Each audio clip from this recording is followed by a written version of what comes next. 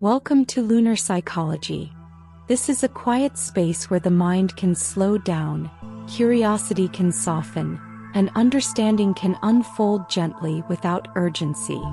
Tonight's video is titled, 100 Relaxing Facts About Narcissism to Fall Asleep To. In this long-form journey, we'll explore narcissism not through judgment or labels, but through calm observation and thoughtful insight. We'll move slowly through how narcissism appears on the surface, what lies beneath it, how it shapes relationships, and how it affects both the people who carry these traits and those around them. This video is divided into 10 gentle segments, each offering a different perspective on narcissism, its psychology, its patterns, and its deeper emotional roots. There is no need to remember everything and no need to stay fully awake. Simply listen, let the ideas drift in and out, and allow your mind to rest as understanding quietly settles in the background. If at any point you fall asleep, that's perfectly okay. The purpose of this space is not stimulation but calm awareness. So find a comfortable position, soften your breathing, and let your attention become light. Let's start this calming journey through understanding narcissism. Let yourself settle in, get comfortable, and simply listen. There's nothing you need to do right now except relax and absorb these gentle thoughts about human nature. Act 1. The Mask.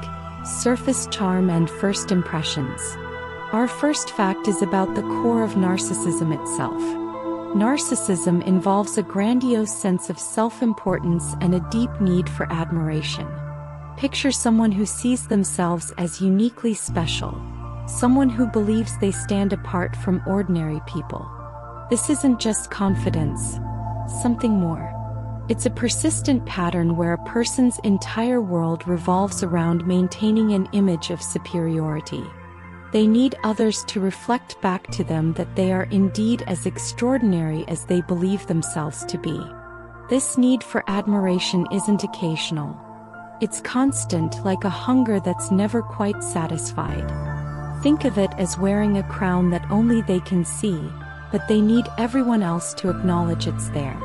This grandiosity shapes how they move through the world, how they relate to others, and how they understand their own place in the social landscape. Now here's something comforting to remember. Mild narcissistic traits can actually be quite normal.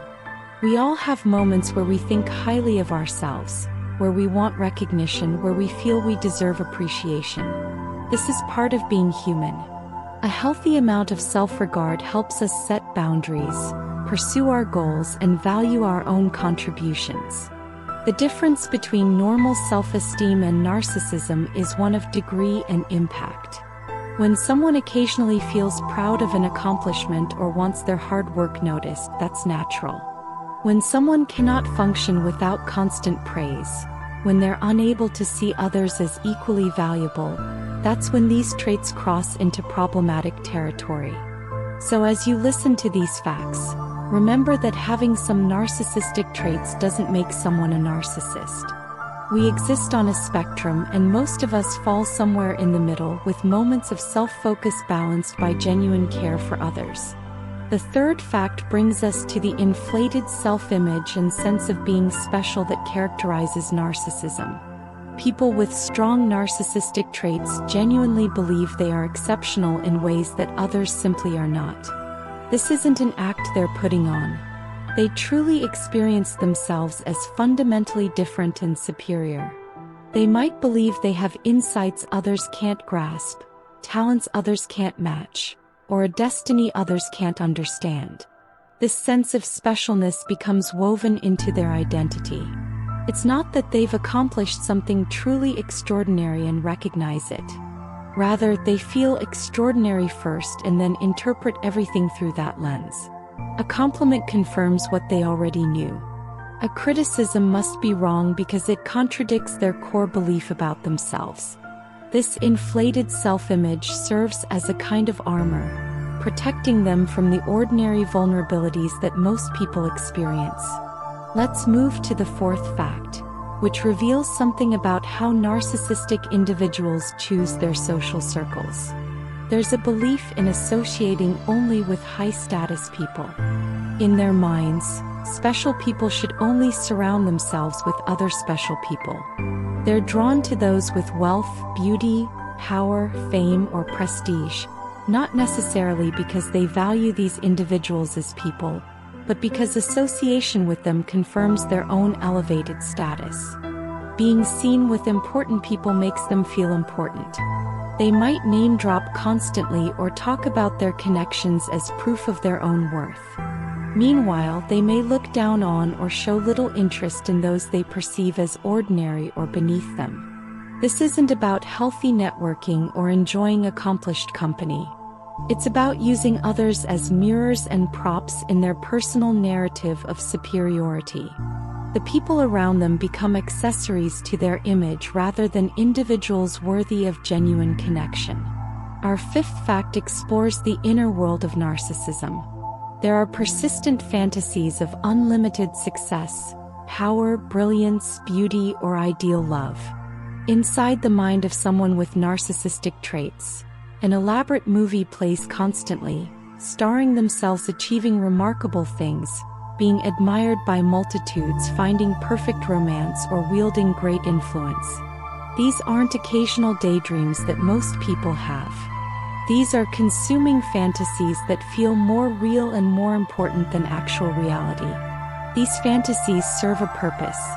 They provide a refuge from the ordinary challenges and limitations of real life. When reality doesn't match the fantasy, and it rarely does, this creates a painful gap that must be explained away.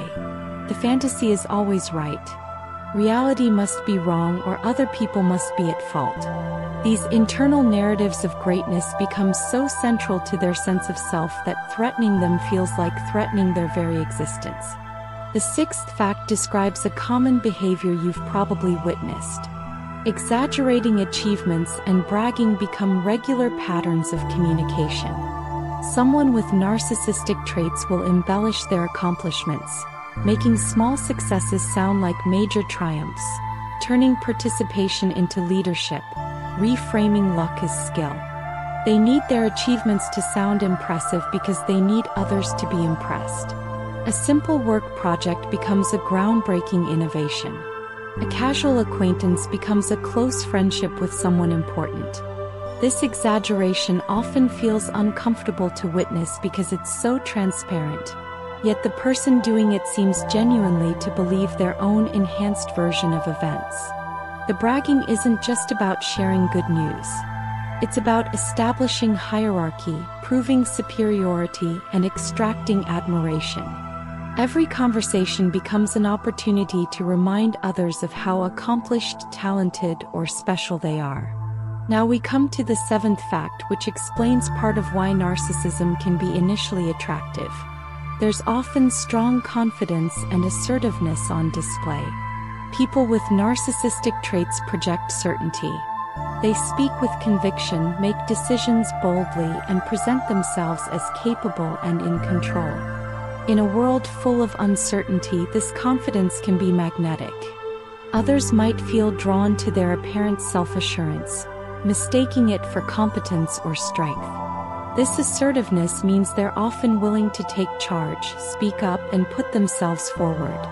In the early stages of knowing someone narcissistic, this can seem impressive, even inspiring.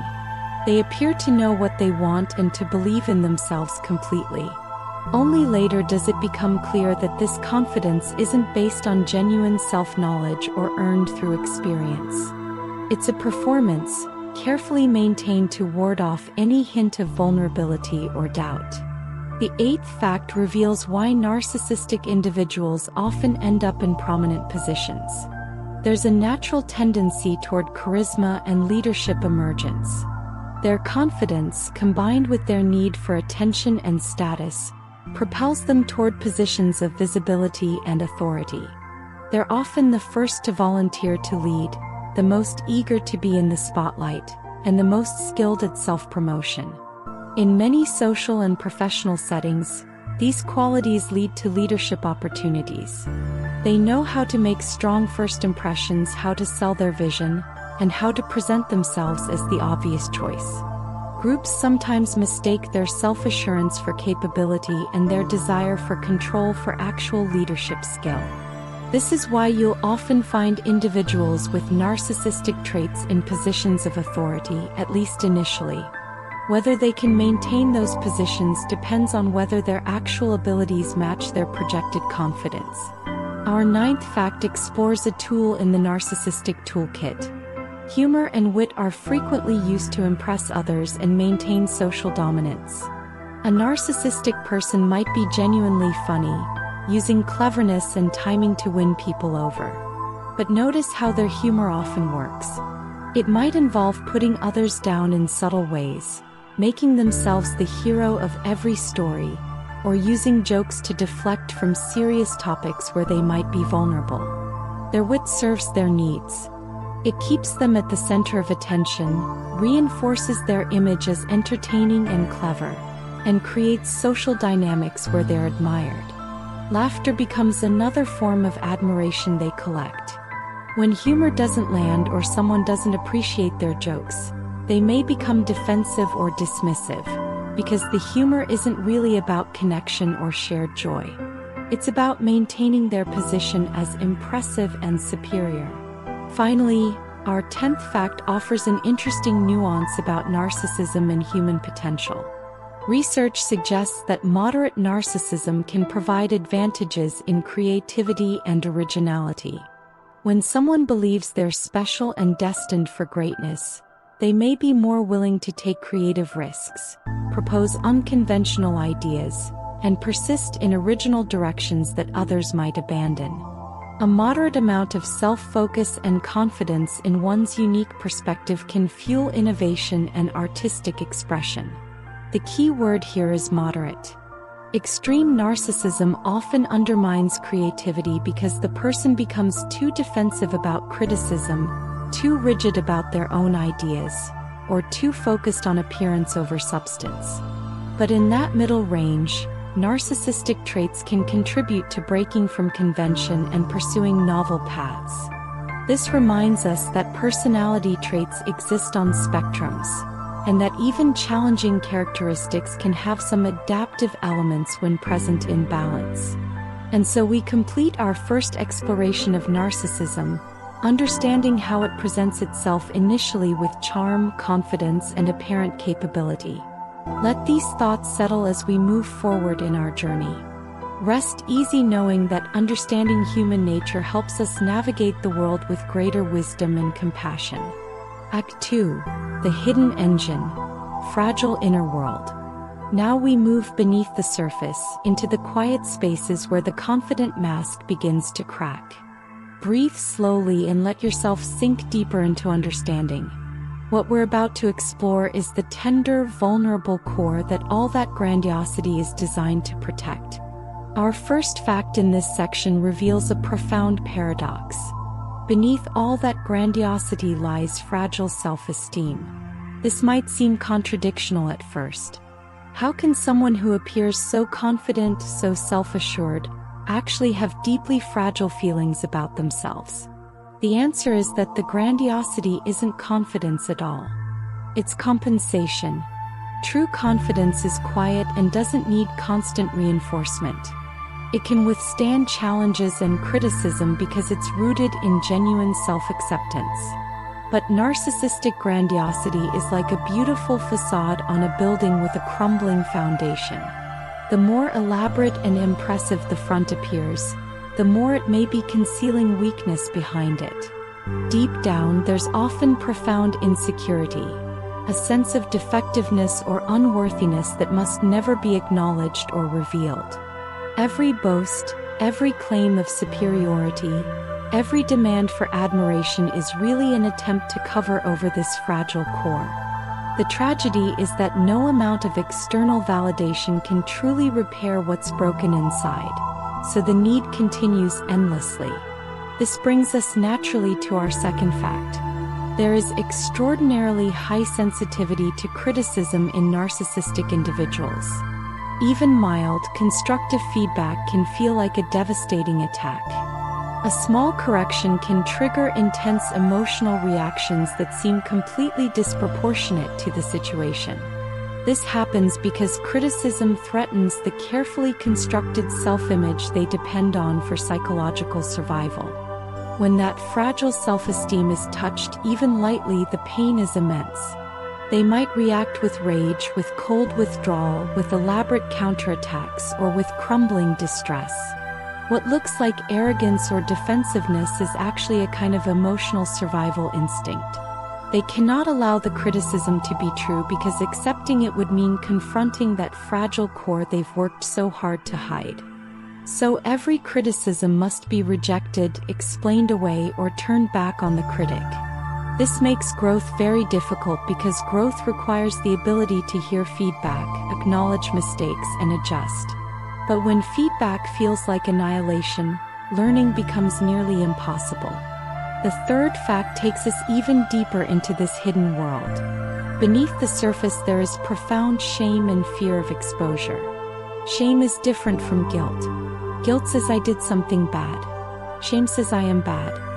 For someone with narcissistic traits, there's often a core belief that if people really knew them, really saw behind the mask, they would find something fundamentally unworthy or unlovable. This shame is so painful that enormous energy goes into making sure it never sees the light of day. The fear of exposure drives so much behavior. The lying, the image management, the rage at being questioned, the inability to apologize, all of it serves to prevent anyone from seeing what they believe is their true shameful self. This shame often has roots in early experiences, times when they felt unseen, inadequate, or rejected. Rather than processing and healing this shame, they built walls around it and constructed an opposite persona. But shame contained is not shame resolved, and it continues to haunt them from behind those walls, driving behavior they may not even fully understand. Our fourth fact describes an experience that might surprise you. Many people with narcissistic traits report chronic emptiness. Despite all the fantasies of success, despite the pursuit of admiration, despite achieving status or recognition, there's often a hollowness inside. Nothing quite fills them up or provides lasting satisfaction. Accomplishments feel empty shortly after achieving them. Relationships don't provide the deep connection they might unconsciously long for. There's a sense that something is missing, though they may not be able to name what. This emptiness stems partly from the disconnection from their authentic self. When you've spent your life building and maintaining a false self, the real you withers from neglect. When relationships are based on what people can provide rather than genuine mutual understanding, they don't nourish the soul. When achievements are pursued for external validation rather than intrinsic meaning, they leave you hollow. This emptiness can be deeply uncomfortable, and it often drives further attempts to fill the void with more achievement, more attention, more proof of specialness, which only perpetuates the cycle.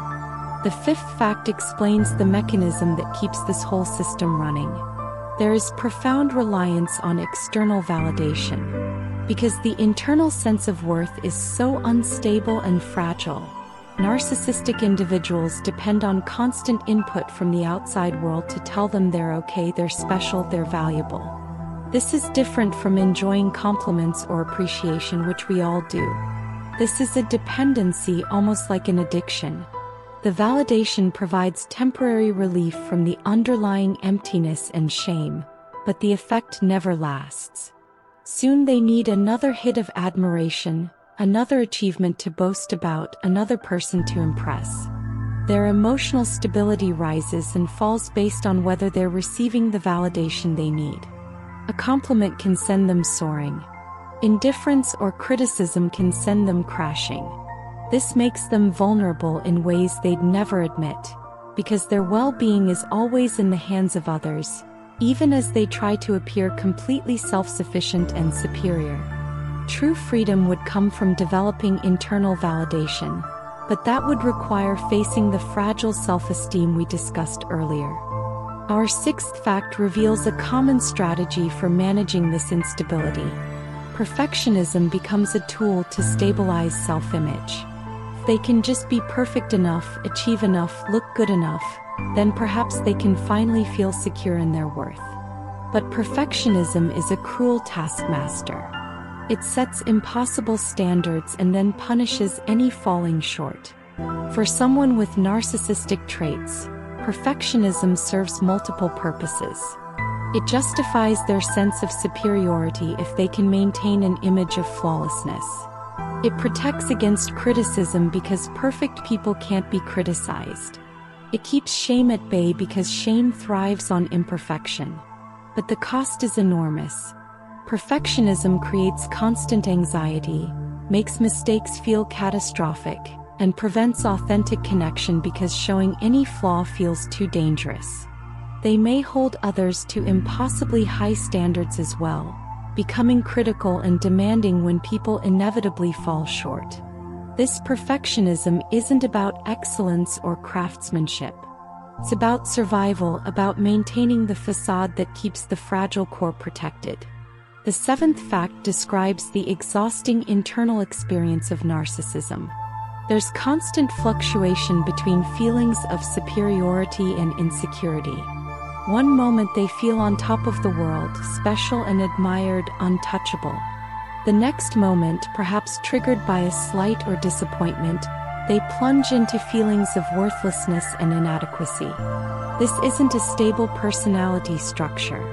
It's a volatile one, constantly shifting between these extremes. They may swing from grandiose confidence to vulnerable despair and back again, sometimes within the same conversation. This instability is confusing for those around them, who never quite know which version they'll encounter. But imagine how confusing and exhausting it must be to live inside this constant oscillation, never having a stable, grounded sense of self to rest in. The grandiosity is an overcorrection for the insecurity, and the insecurity is what breaks through when the grandiosity can't be maintained. Neither state is a true integrated self. Both are extreme positions on a spectrum they swing across without finding middle ground. Our eighth fact explores another source of suffering in the narcissistic experience. There is constant anxiety about image and approval. How are they being perceived? Are people impressed? Did that comment land well? Are they being admired or ignored? This monitoring never stops. Every social interaction becomes a performance that must be evaluated. Every situation holds potential judgment that must be managed. This hypervigilance is mentally and emotionally exhausting. There's no real relaxation, no moment of just being without concern for how it looks to others. This anxiety drives them to control their image carefully, to manage information, to craft narratives about themselves. It leads to strategic behavior in relationships and interactions. Every choice becomes colored by the question of how it will affect their image. This way of living prevents spontaneity, authenticity, and peace. The anxiety itself becomes another thing that must be hidden because appearing anxious would contradict the confident image they need to project. So they're trapped in a prison of constant self-monitoring and image management. The ninth fact describes what happens when that carefully managed image is challenged. Defensive reactions to ego threats are immediate and intense. An ego threat is anything that challenges their grandiose self-image or threatens to expose the fragile self-esteem beneath. This could be criticism, but it could also be someone else's success, a question about their story, being ignored or overlooked, or not receiving expected admiration. The reaction is often disproportionate because the stakes feel enormous to them. They might rage, attacking the source of the threat. They might become cold and dismissive, devaluing whoever threatened them. They might engage in elaborate justifications and explanations to reframe the situation. They might project, accusing others of the very things they fear in themselves. These defenses activate automatically, below conscious awareness often. They're not choosing to be defensive. Their psychological system is protecting itself the only way it knows how. Understanding this doesn't excuse harmful behavior, but it does explain it. The defensiveness that looks like aggression or arrogance is really a frightened part of them trying desperately to maintain the only sense of safety they know. Finally, our 10th fact ties everything together. Self-importance is used as emotional armor. All the grandiosity, all the claims of superiority, all the insistence on their specialness, these aren't really about believing they're better than others, not at the deepest level. These are protective mechanisms. The armor of self-importance keeps the world at a distance. It prevents intimacy that might expose their vulnerabilities. It wards off criticism and judgment.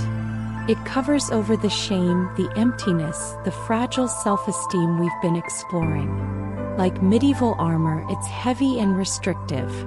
It limits movement and connection. It's uncomfortable to wear constantly, but it feels necessary for survival. Taking off the armor would mean feeling all the painful things it's protecting against, and that feels impossible, even life-threatening. So the armor stays on, getting heavier over time, becoming almost fused to the person beneath. The tragedy is that this armor, meant to protect, actually prevents the very connections and authentic experiences that might truly heal the wounds it's guarding. And so we've journeyed beneath the confident surface to understand the fragile, anxious, shame-filled inner world that drives so much narcissistic behavior. Rest in this understanding. Let compassion for the human struggle wash over you as you drift towards sleep. As we move towards the third act, two faces of narcissism, grandiose versus vulnerable.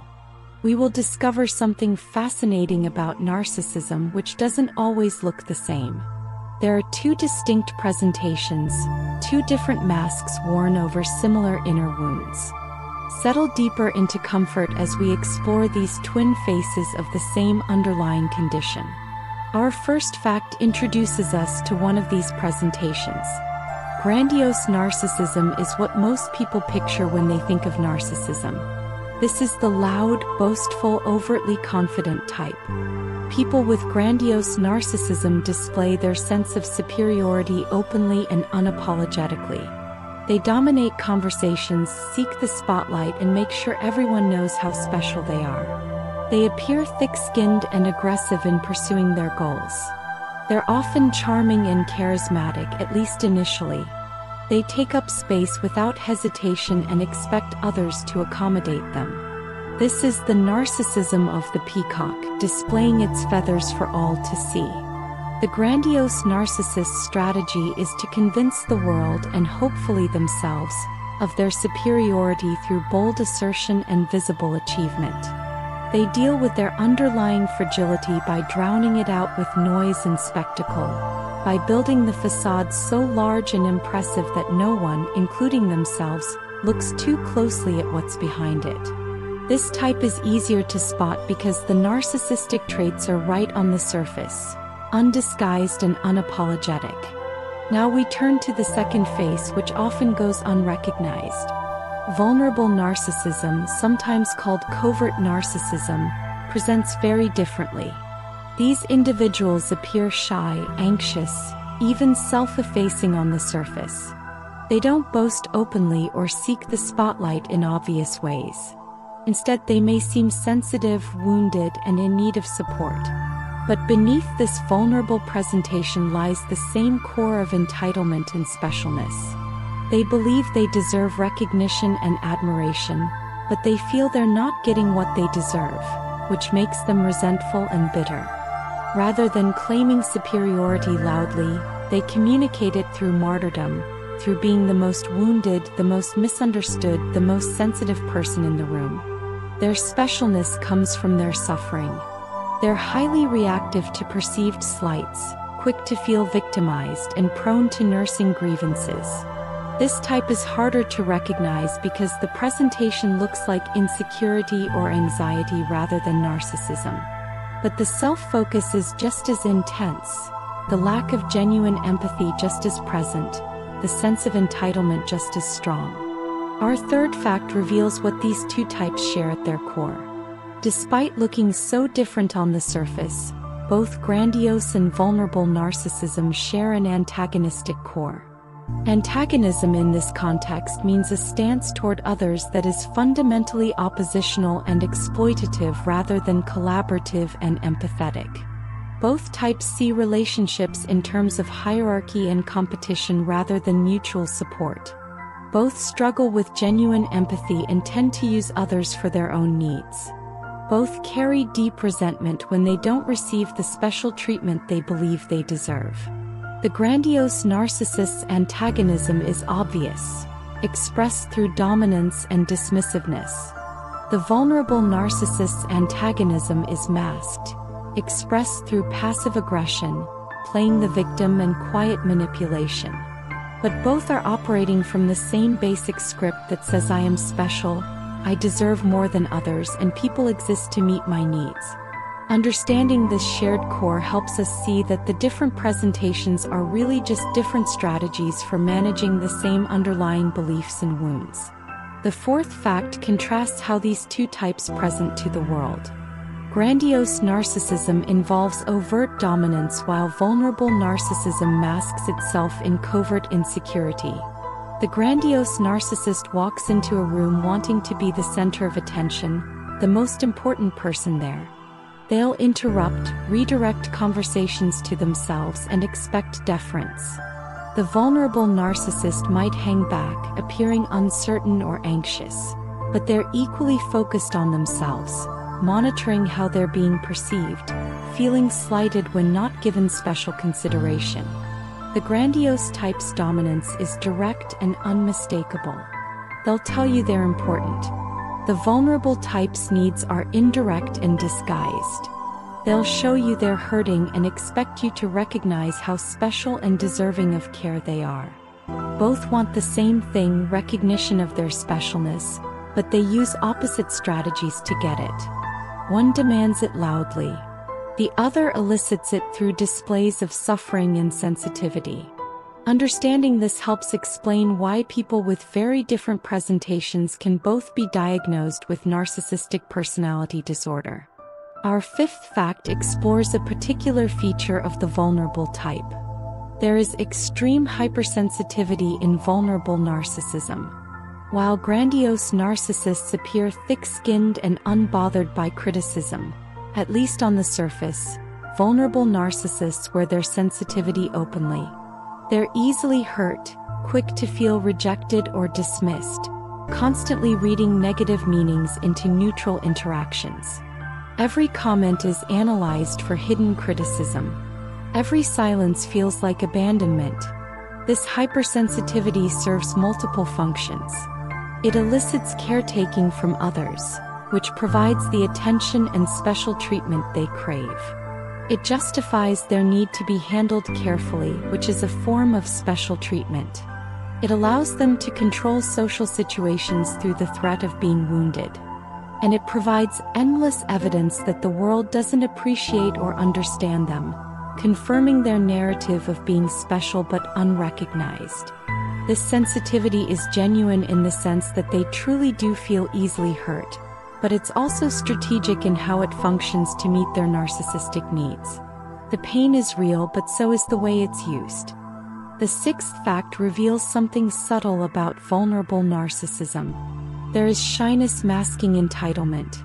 On the surface, the vulnerable narcissist may appear humble, even self-deprecating. They don't make grand claims about themselves openly, but listen more carefully and you'll notice the entitlement seeping through. They expect others to recognize their specialness without them having to state it. They feel deeply offended when not given preferential treatment, even as they pretend not to need it. They believe their sensitivity entitles them to kid-glove treatment that others don't require. They resent having to follow rules or meet expectations that apply to everyone else, because surely their unique situation warrants an exception. The shyness creates a kind of protective cover for narcissistic expectations. After all, how can someone who appears so uncertain and self-effacing be narcissistic? But the self-focus is just as intense. the lack of real interest in others just as pronounced, the expectation of special status just as strong. The shyness is like camouflage that makes the narcissism harder to spot and harder to confront. Our seventh fact examines how emotions manifest differently across types. There are distinct emotional volatility differences between grandiose and vulnerable narcissism. Grandiose narcissists tend toward rage when their ego is threatened. Their emotional volatility is loud, dramatic, and externalized. They explode, blame others, and create chaos around them when things don't go their way.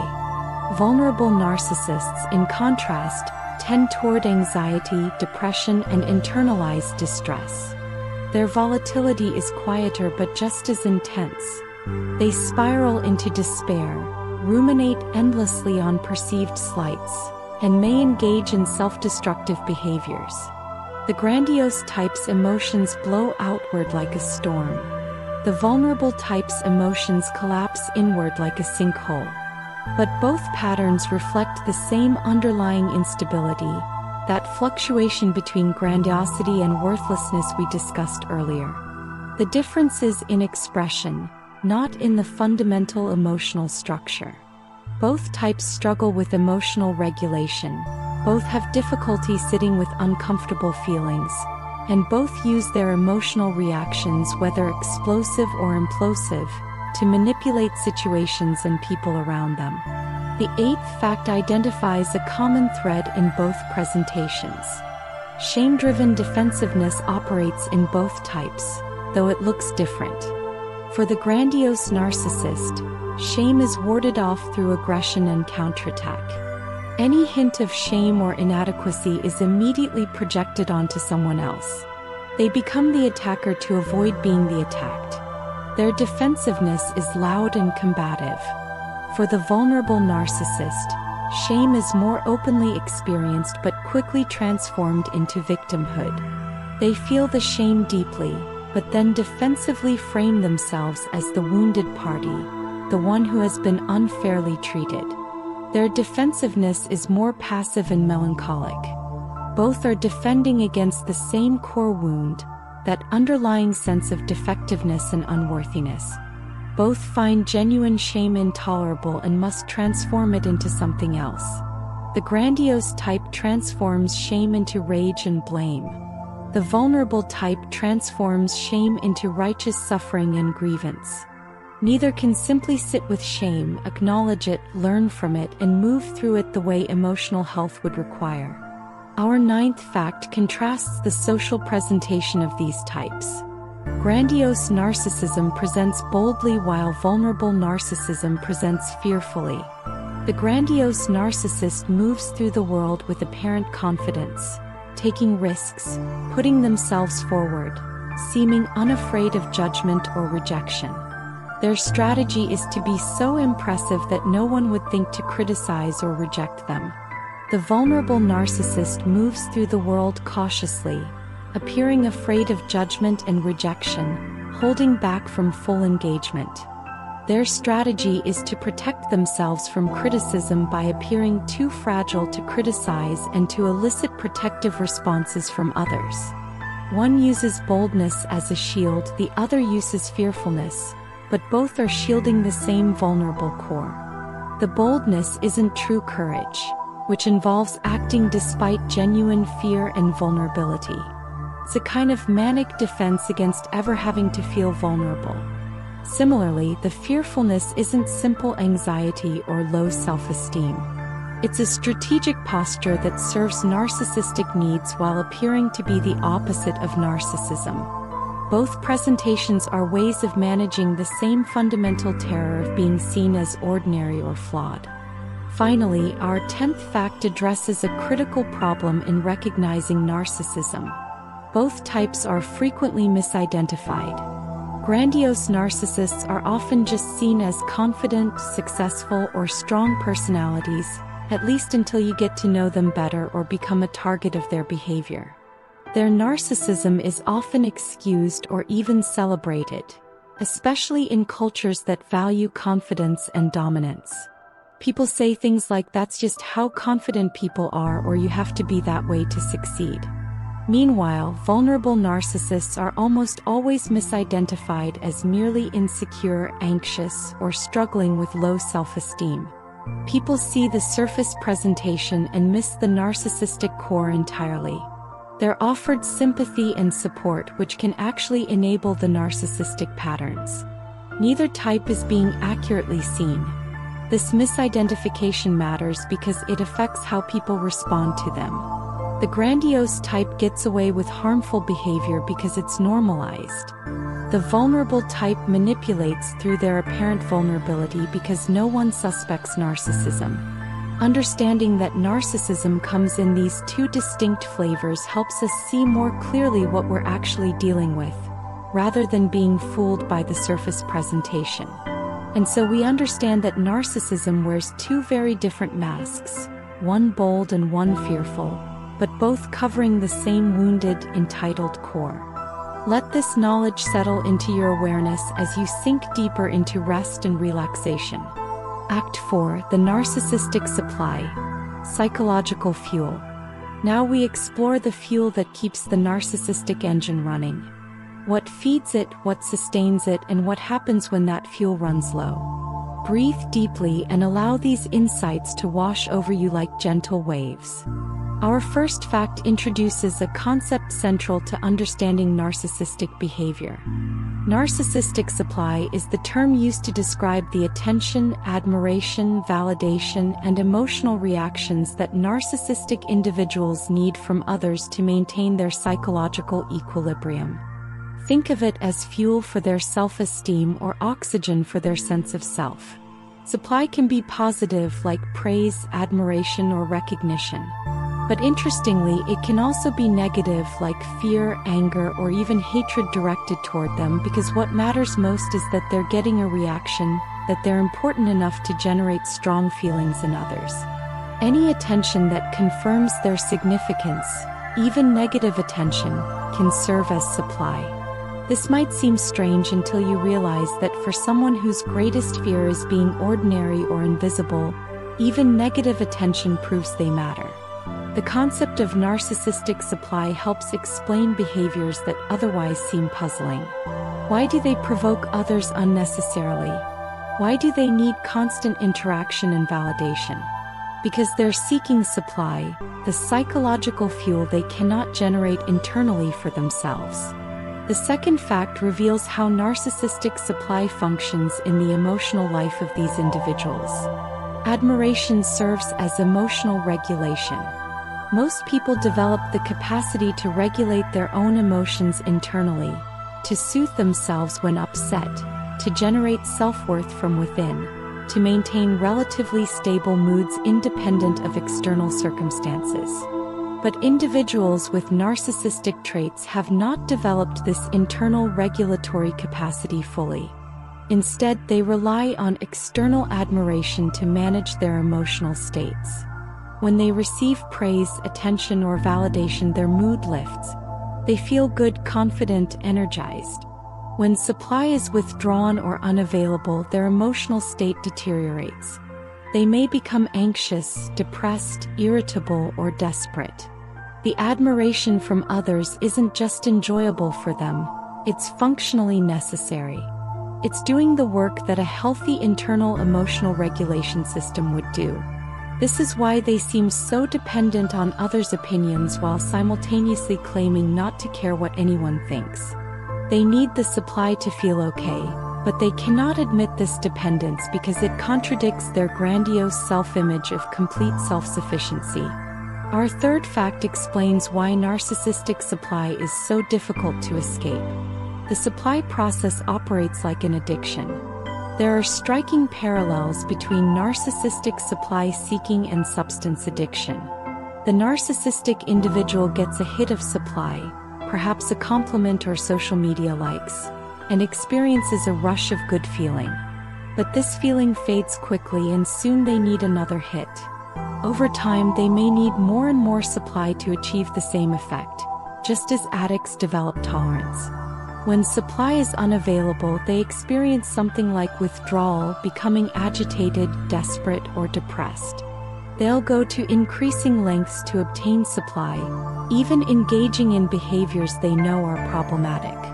They might promise to change, briefly modify their behavior to regain access to supply sources, then return to old patterns once supply is restored. The addiction model helps explain why narcissistic patterns are so resistant to change.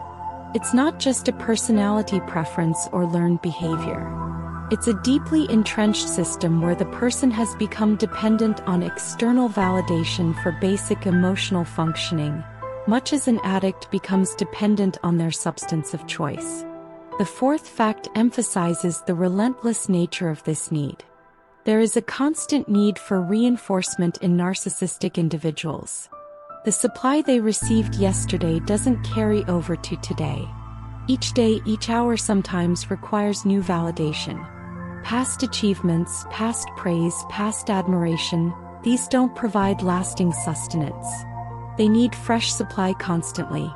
This is exhausting for everyone involved, but especially for those close to the narcissistic person who find themselves expected to provide endless reassurance, praise, and attention.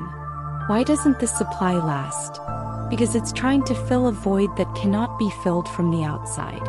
It's like pouring water into a bucket with no bottom. The water never accumulates because it cannot be held. True self-worth, generated from within and based on genuine self-knowledge and self-acceptance, is stable and enduring. But externally sourced validation is temporary by nature. It cannot reach the deep places where the real hunger lives.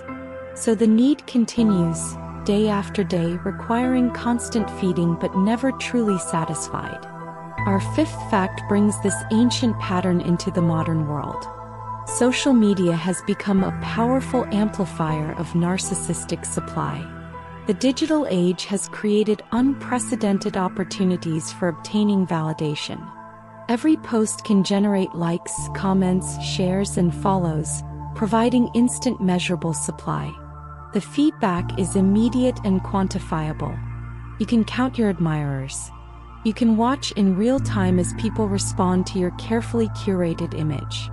For someone who needs constant validation, social media is like having a narcissistic supply vending machine available 24 hours a day.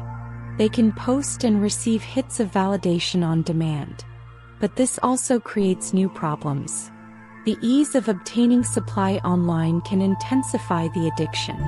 The quantifiable nature of online metrics, follower counts like numbers, creates endless opportunities for comparison and competition.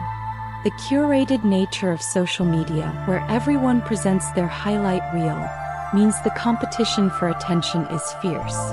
And the temporary nature of online attention, where today's viral post is tomorrow's forgotten content, means the supply depletes even faster than in face-to-face interactions. Social media hasn't created narcissism, but it has certainly provided new tools for feeding it and new ways for it to manifest. The sixth fact identifies what forms narcissistic supply can take. Status, attention, and control all serve as rewards that constitute supply.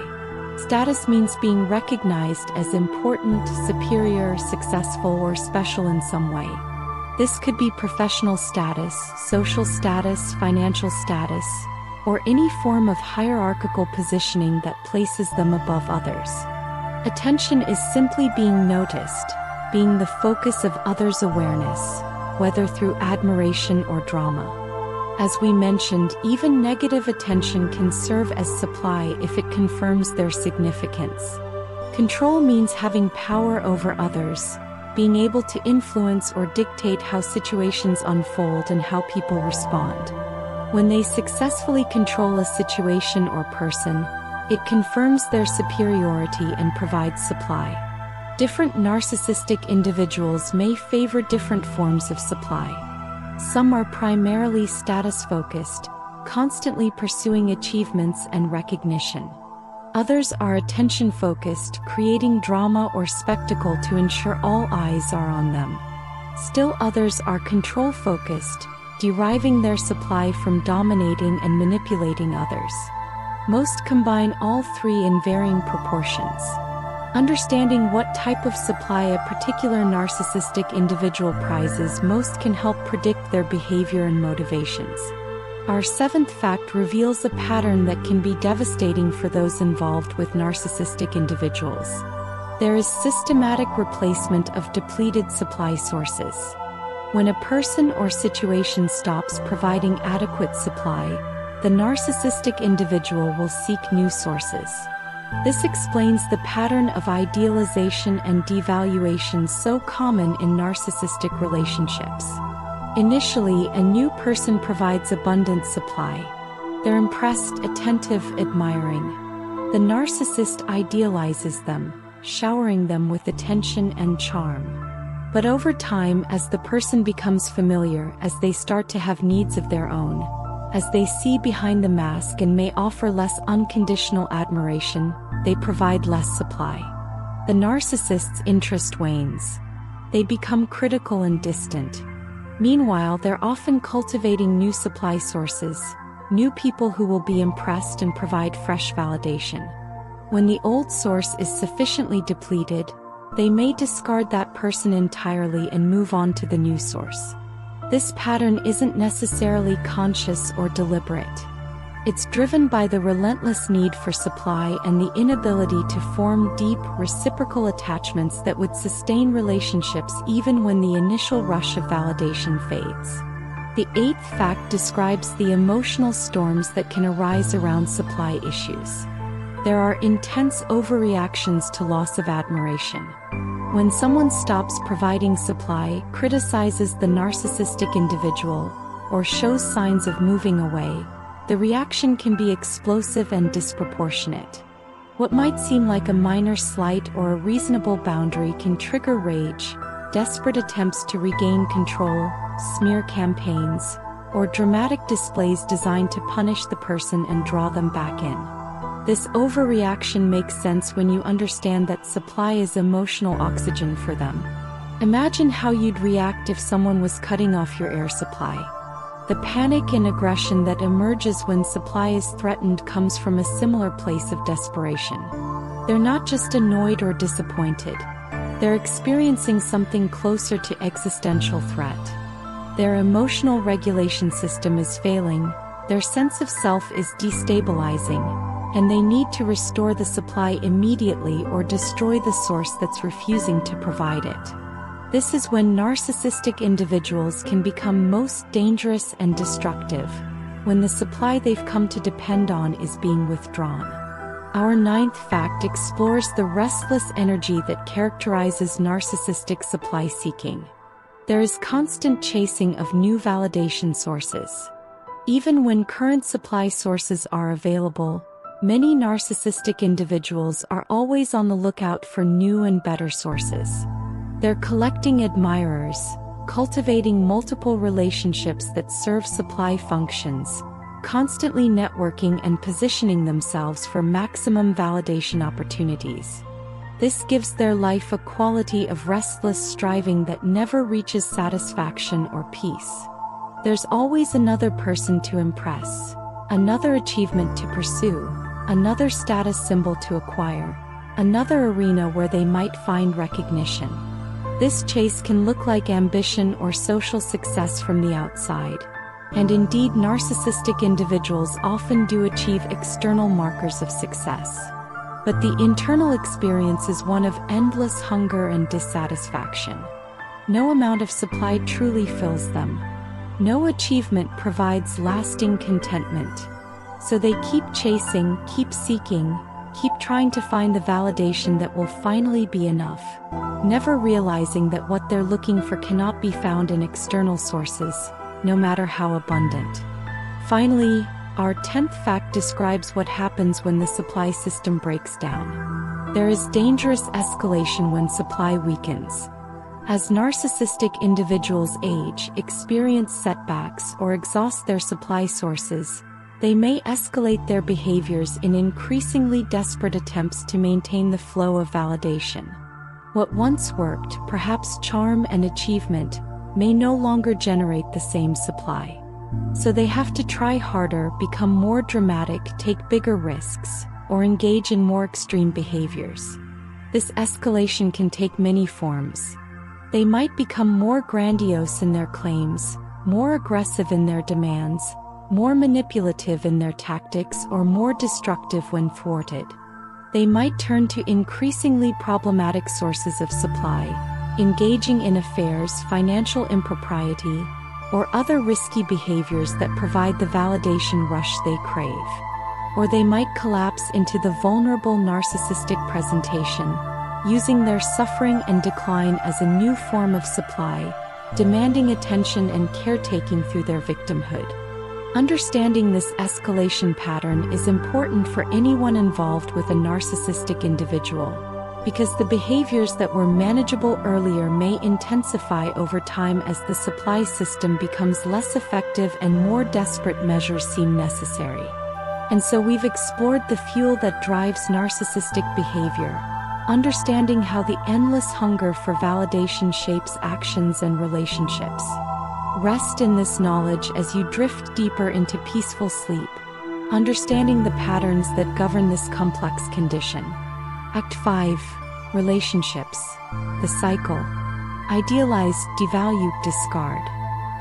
Now we turn to perhaps the most painful aspect of narcissism, how it manifests in intimate relationships. This is where the patterns we've discussed become most visible and most damaging. Breathe slowly and let yourself remain calm as we explore this difficult territory with understanding and clarity. Our first fact introduces a behavior that often marks the beginning of a narcissistic relationship. Love bombing is an intense period of excessive attention, affection, and adoration at the start of a relationship. The narcissistic individual showers their target with compliments, gifts, constant communication, and declarations of deep connection. They may talk about soulmates and destiny, move very quickly toward commitment, and create an intense sense of intimacy in a very short time. To the recipient, this can feel incredibly flattering and romantic. Finally, someone who truly sees and appreciates them. Finally, the connection they've been waiting for. But love bombing serves specific purposes for the narcissistic individual. It quickly secures attachment and investment from the target. It creates a heightened baseline of attention and adoration that makes later withdrawal more painful and confusing. It establishes a pattern where the narcissist is the source of intense positive feelings, creating dependency. And it bypasses the target's normal caution and boundaries through overwhelming intensity. Love bombing isn't genuine connection. It's a strategy, though the narcissist may not be consciously aware that's what they're doing. The feelings they express during love bombing may feel real in the moment, but they're not based on truly knowing the other person. They're based on the supply that person is providing and the role they're playing in the narcissist's internal drama. The second fact names the phase that love bombing represents. This is the idealization phase of the narcissistic relationship cycle. During idealization, the partner can do no wrong. They are perfect, special, uniquely suited to the narcissist. The narcissist may put them on a pedestal, brag about them to others, seem completely absorbed in them. This feels wonderful at first, to be so valued and desired. But the idealization isn't really about who the partner actually is. It's about what they represent and what they provide. During this phase, the partner is supplying abundant validation. Their admiration is fresh and unconditional. They haven't yet seen behind the narcissist's mask. They reflect back the grandiose image the narcissist wants to see. The idealization will last as long as the partner continues to serve this function perfectly. But no real human being can maintain the role of perfect admirer indefinitely. People have needs, bad days, and limitations. They eventually see flaws and express concerns. They become familiar rather than novel. And when this happens, when the partner inevitably steps down from the impossible pedestal they've been placed on, the relationship enters a very different phase. Our third fact describes a painful shift that often bewilders partners. There is sudden emotional withdrawal that seems to come from nowhere. One day the narcissist is attentive and affectionate. The next day or next week they're cold, distant, and seemingly indifferent. They stop initiating contact. They're less responsive to the partner's bids for connection. The warmth and intensity that characterize the beginning of the relationship simply vanish. For the partner, this is deeply confusing and painful. What did I do wrong? What changed? They search for explanations, often blaming themselves. The narcissist may offer no explanation or may provide vague, contradictory reasons. The truth is that the idealization phase has ended.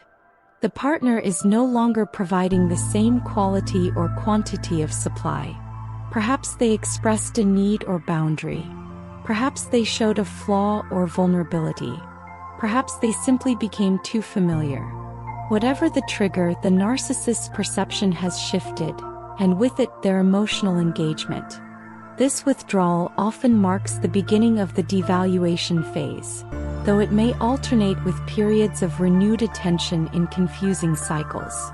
The fourth fact names this painful next phase.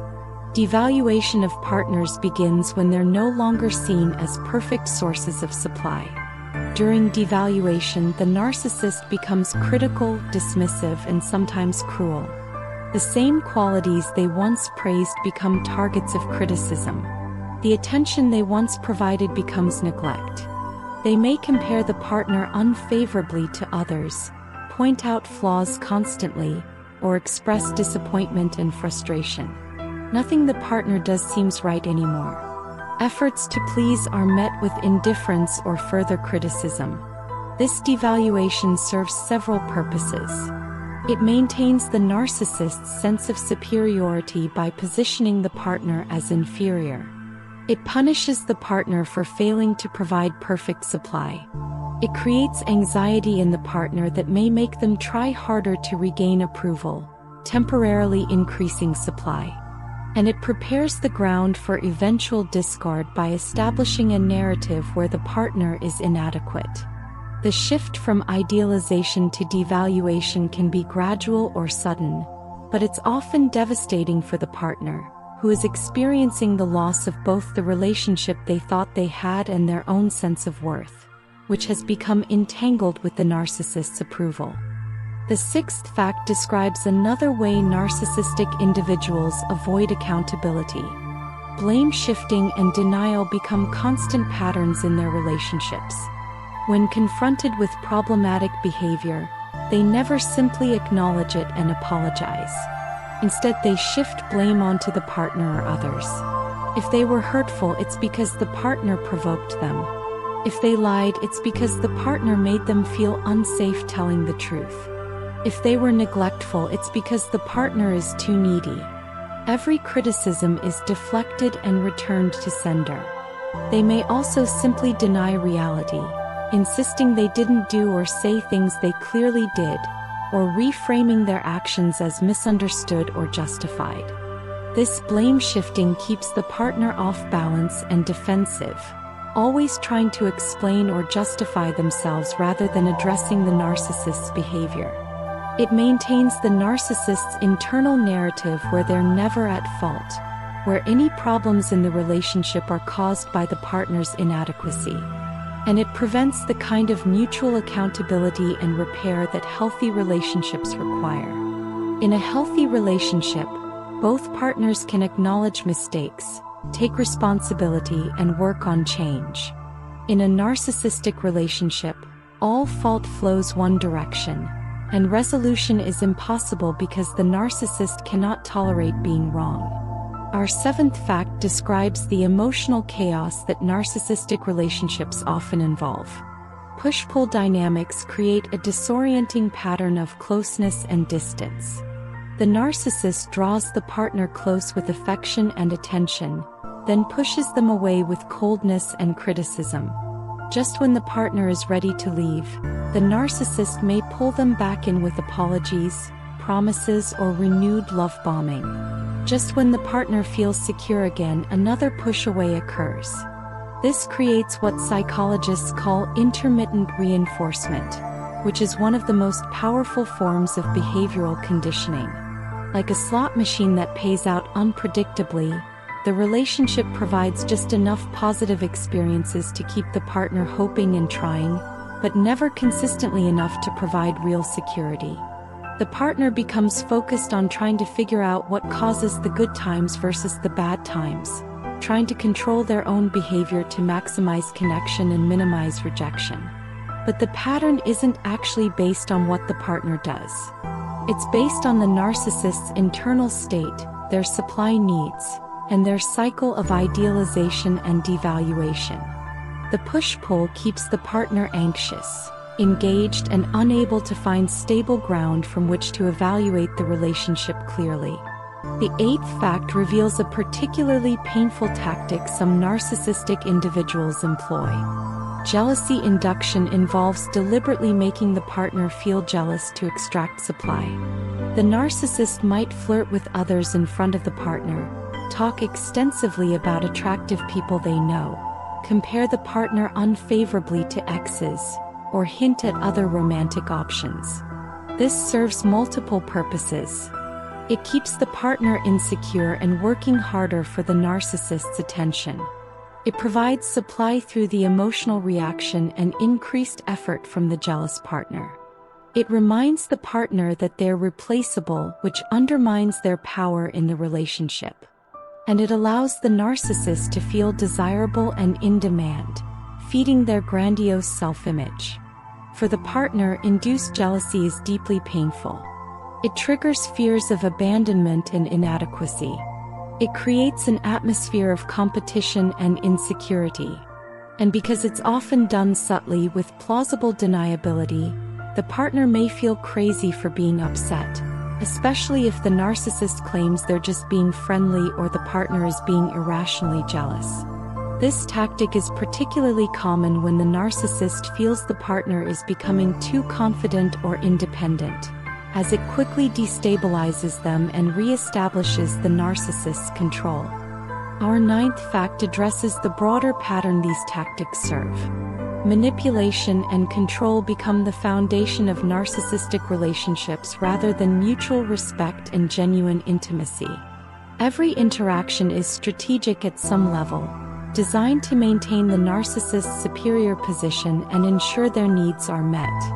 This might involve isolating the partner from friends and family who might offer outside perspective. It might involve financial control that creates dependency. It might involve monitoring and limiting the partner's activities and relationships. It might involve using the partner's vulnerabilities and confessions against them. The partner's life gradually becomes organized around managing the narcissist's emotions and needs, walking on eggshells to avoid triggering anger or withdrawal, sacrificing their own needs and preferences to maintain peace. This doesn't happen all at once. It's a gradual process where boundaries erode, compromise becomes one-sided, and the partner's sense of self shrinks to accommodate the narcissist's expanding demands. By the time the partner recognizes the extent of the control, they're often so enmeshed, so depleted, and so confused that extracting themselves feels impossible. The manipulation has made them dependent on the very person who is harming them. Finally, our 10th fact brings us to the end of the cycle. The discard phase occurs when the narcissist decides the relationship is no longer serving their needs. This might happen because the partner has been too depleted to provide adequate supply anymore. It might happen because a better supply source has appeared. It might happen because the partner has started to set boundaries or see through the manipulation. The discard can be sudden and brutal, with the narcissist ending the relationship coldly and completely, perhaps already involved with someone new. Or it can be gradual, with the narcissist slowly withdrawing until the relationship dies of neglect. Sometimes the partner ends it themselves, having finally reached their limit, though the narcissist may still frame this as their choice and portray the partner as the one with problems. What's particularly painful about the discard phase is how it contradicts everything from the idealization phase. The person who once seemed to love and value them completely now treats them as worthless and disposable. For many partners, the discard phase, though painful, is actually the beginning of recovery. Once truly separated from the narcissistic individual, they can begin to rebuild their sense of self, recognize the patterns they were caught in, and heal from the systematic emotional damage the relationship inflicted. And so we've walked through the painful cycle of narcissistic relationships, understanding how these patterns unfold and why they're so difficult to escape. Let this understanding bring clarity rather than distress as you rest. Knowledge is the first step toward healing and protection. Act 6. The impact on others. Partners, children, coworkers.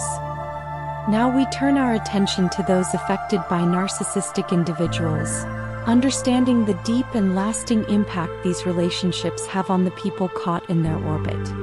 Breathe gently and know that recognizing these effects is part of the healing process. Our first fact addresses the profound toll these relationships take.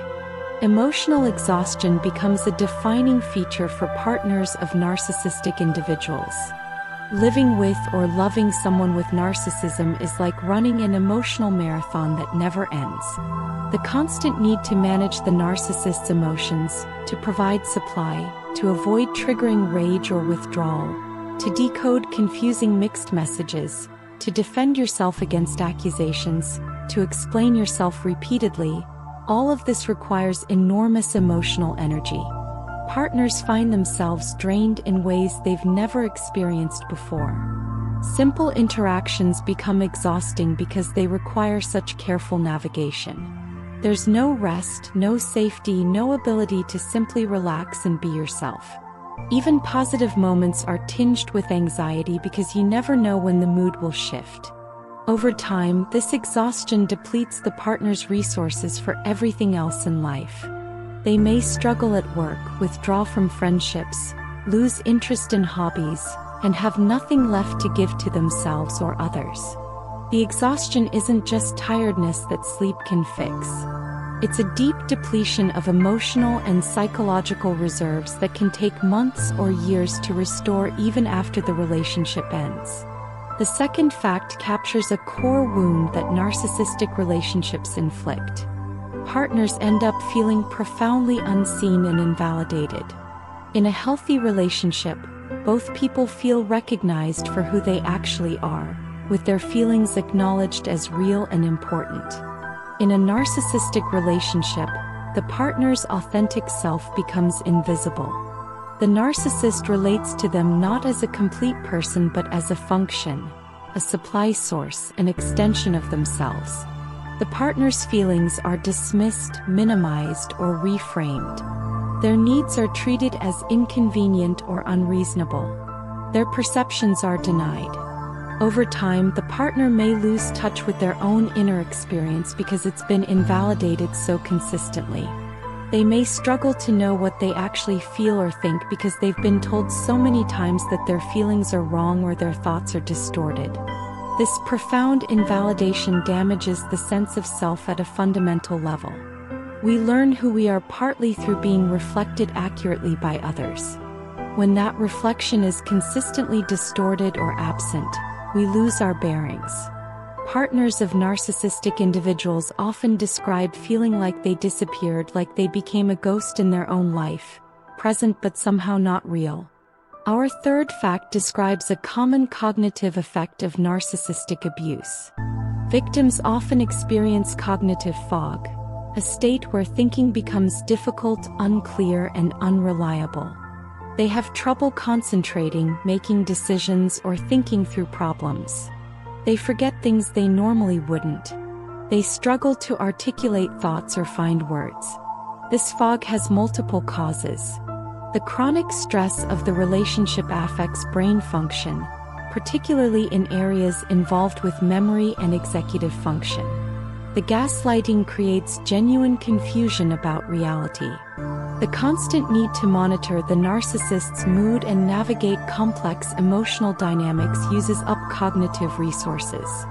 The exhaustion we discussed leaves little energy for clear thinking. And the invalidation creates self-doubt that undermines confidence in one's own mental processes. Partners may worry they're losing their minds or developing cognitive problems. Often, this fog clears significantly once they're away from the narcissistic relationship, revealing that it was an effect of the abuse rather than an intrinsic problem. But while in the fog, it's deeply distressing and makes it even harder to recognize the situation clearly or take steps to protect oneself. The fourth fact explores the mental patterns that develop in these relationships. Hypervigilance and rumination become constant companions for those involved with narcissistic individuals. Hypervigilance means being always alert, always scanning for danger, always monitoring the narcissist's mood and behavior to predict and prevent problems. The partner learns to read subtle cues, to notice tiny shifts in tone or expression that might signal an incoming mood change. This constant monitoring is exhausting but feels necessary for survival. Rumination means going over and over things in your mind, trying to understand what happened, what you did wrong, what you could have done differently, what the narcissist meant by a certain comment. Partners replay conversations endlessly, analyzing every detail, trying to make sense of confusing or contradictory behavior. They may lie awake at night turning things over in their minds. This rumination serves no useful purpose because narcissistic behavior doesn't follow logical patterns that can be figured out and controlled. But the mind keeps trying anyway, searching for the key that will finally make everything make sense. Both hypervigilance and rumination continue even after the relationship ends, as the nervous system has been trained into these patterns and takes time to settle back into a calmer baseline. Our fifth fact brings us to the physical realm. Victims of narcissistic abuse often develop physical stress symptoms that reflect the toll on their bodies. Chronic stress triggers physiological responses, flooding the body with stress hormones that over time cause real physical damage. Partners may experience headaches, digestive problems, muscle tension, high blood pressure, weakened immune function leading to frequent illness, sleep disturbances, changes in appetite, or unexplained pain. Some develop more serious stress-related conditions. The body is responding to being in a state of constant threat and uncertainty. Even when the conscious mind may not fully recognize the danger, the body knows. These physical symptoms are not imaginary or exaggerated. They're legitimate physiological responses to ongoing psychological harm. The connection between emotional abuse and physical health is well documented in research. The body and mind are not separate, and trauma in one domain inevitably affects the other. Many survivors are surprised by how much their physical health improves once they're out of the narcissistic relationship, as if their body finally feels safe enough to relax and heal. The sixth fact names the constellation of effects we've been describing. Narcissistic victim syndrome or narcissistic abuse syndrome refers to the specific pattern of symptoms that develops in people who have been in prolonged close relationships with narcissistic individuals. This includes the emotional exhaustion, the cognitive difficulties, the hypervigilance, the physical symptoms, but also other effects like loss of self-esteem, difficulty trusting oneself and others, emotional numbness or reactivity, isolation from support systems, and often a sense of being fundamentally changed by the experience. This syndrome shares features with post-traumatic stress disorder and complex trauma because prolonged narcissistic abuse is indeed traumatic. It's not just a difficult relationship or a personality clash. It's systematic psychological harm that leaves lasting effects on the survivor's mental, emotional, and physical well-being. Recognizing this as a syndrome helps validate the experiences of survivors who may have felt they were overreacting or should have been stronger. It acknowledges that what they went through was genuinely harmful and that their symptoms are normal responses to abnormal treatment. Recovery is possible but requires understanding the depth of impact and often professional support to process the trauma and rebuild. Our seventh fact addresses a form of control that often accompanies narcissistic abuse. Financial control becomes a tool of abuse for many narcissistic individuals. This might involve controlling all money and resources while giving the partner little or no access. It might involve sabotaging the partner's employment or education to create dependency. It might involve running up debts in the partner's name or destroying their credit. It might involve taking money from the partner while contributing little themselves. It might involve extravagant spending on themselves while making the partner account for every penny. Financial abuse serves multiple purposes for the narcissist. It creates practical dependence that makes it harder for the partner to leave. It reinforces the power imbalance in the relationship. It provides another arena for control and dominance. And it damages the partner's future prospects, leaving them in a weakened position even if they do leave. Financial abuse is often minimized or overlooked, especially if the narcissist is the primary earner and people assume they have the right to control money they earned. But in a healthy partnership, both people have access to resources and input in financial decisions, regardless of who earns what. When one partner uses money as a weapon or control mechanism, it's abuse, and it can have devastating long-term consequences for the survivor's financial stability and independence.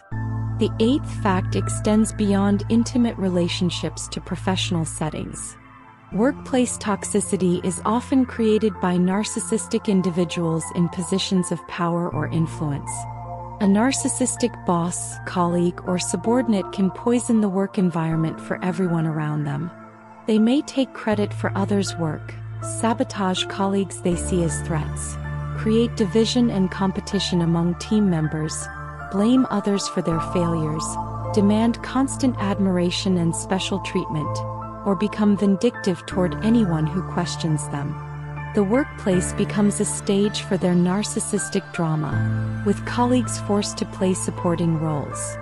The effects ripple throughout the organization. Morale plummets. Collaboration becomes difficult. Talented people leave. Those who remain may become anxious, depressed, or burnt out. Productivity suffers despite the narcissistic individual's claims of their own excellence. And because narcissistic individuals are often skilled at managing up, impressing those above them while tormenting those below or beside them, the problem may persist for years before higher management recognizes it. Many people have had their careers derailed, their confidence destroyed, or their health damaged by a narcissistic colleague or supervisor. The workplace should be a setting for productive collaboration, but narcissism transforms it into a battlefield where the primary goal becomes surviving the narcissist's moods and manipulations. Our ninth fact describes the organizational impact. High conflict and turnover become hallmarks of environments dominated by narcissistic individuals. Whether in families, workplaces, or other organizations, their presence creates instability and exodus. In families, there may be cutoffs, estrangements, and ongoing conflicts that never fully resolve. In workplaces, good employees leave frequently while the narcissistic individual remains, often rising in the organization through self-promotion and managing up. In volunteer organizations or social groups, founding members drift away as the narcissist takes over and drives out anyone who won't feed their ego or submit to their control. The pattern is consistent. People who value authenticity, collaboration, and healthy boundaries cannot long tolerate environments organized around a narcissistic individual's needs. Those who stay are often those who have their own dysfunction, those who benefit from proximity to the narcissist, or those who feel trapped by circumstances. The cost to organizations is enormous. The loss of talent, the energy wasted on managing drama, the damage to culture and morale, all of this has real consequences. Yet narcissistic individuals often survive and thrive in organizational settings because they're skilled at self-promotion and often produce short-term results that mask long-term damage. Finally, our 10th fact acknowledges the lasting nature of these effects. Long-term emotional damage is a reality for many who have been deeply involved with narcissistic individuals, particularly those exposed in childhood or in long-term intimate relationships. Even years after the relationship ends, survivors may struggle with trust, self-worth, and emotional regulation. They may find it difficult to form new relationships, always waiting for the other shoe to drop, unable to believe someone could genuinely care for them without ulterior motives. They may struggle with their own identity, having spent so long being told they were wrong about everything. They may have difficulty setting boundaries or recognizing red flags, having normalized so much dysfunction. They may battle depression, anxiety, or complex trauma symptoms. Some describe feeling fundamentally changed by the experience, as if a part of them was broken that can never be fully repaired. This isn't to say recovery is impossible. Many survivors do heal, reclaim themselves, and go on to have healthy relationships and fulfilling lives. But it's important to acknowledge that the impact of narcissistic abuse can be profound and lasting. Minimizing it as just a bad relationship or suggesting people should simply move on fails to honor the real damage inflicted. Healing takes time, support, and often professional help. But understanding the impact is itself a step toward healing. And so we've witnessed the profound effects narcissistic individuals have on those around them, the ripples of damage that spread through families, workplaces, and communities. Hold this knowledge gently as you rest, knowing that awareness brings power and protection to those who understand these patterns. Act 7. Collapse and injury. When the mask breaks. Now we explore what happens when the narcissistic facade begins to crumble, when the carefully constructed image cannot be maintained. These are moments of crisis for the narcissistic individual, and often moments of danger for those around them. Breathe steadily as we examine these breaking points with clarity and understanding. Our first fact introduces a key concept in understanding narcissistic reactions. Narcissistic injury refers to any experience that threatens the grandiose self-image or exposes the underlying fragility we've discussed throughout this journey. What might seem like a minor slight to most people can constitute a narcissistic injury. Being criticized, being ignored, being contradicted, seeing someone else succeed, having their narrative questioned, being told no, being held accountable, losing status or control. Any of these can be experienced as a devastating blow to their sense of self. The injury isn't proportional to the event itself, but to what that event means in their internal world. If your entire psychological structure depends on maintaining an image of superiority and specialness, then anything that contradicts that image feels existentially threatening. The narcissistic individual experiences these injuries as attacks on their very being, not just their behavior or opinion. This is why their reactions often seem so disproportionate to outside observers. What looks like an overreaction to a small thing is actually a massive defensive response to what feels internally like a catastrophic threat. The second fact describes one common response to narcissistic injury.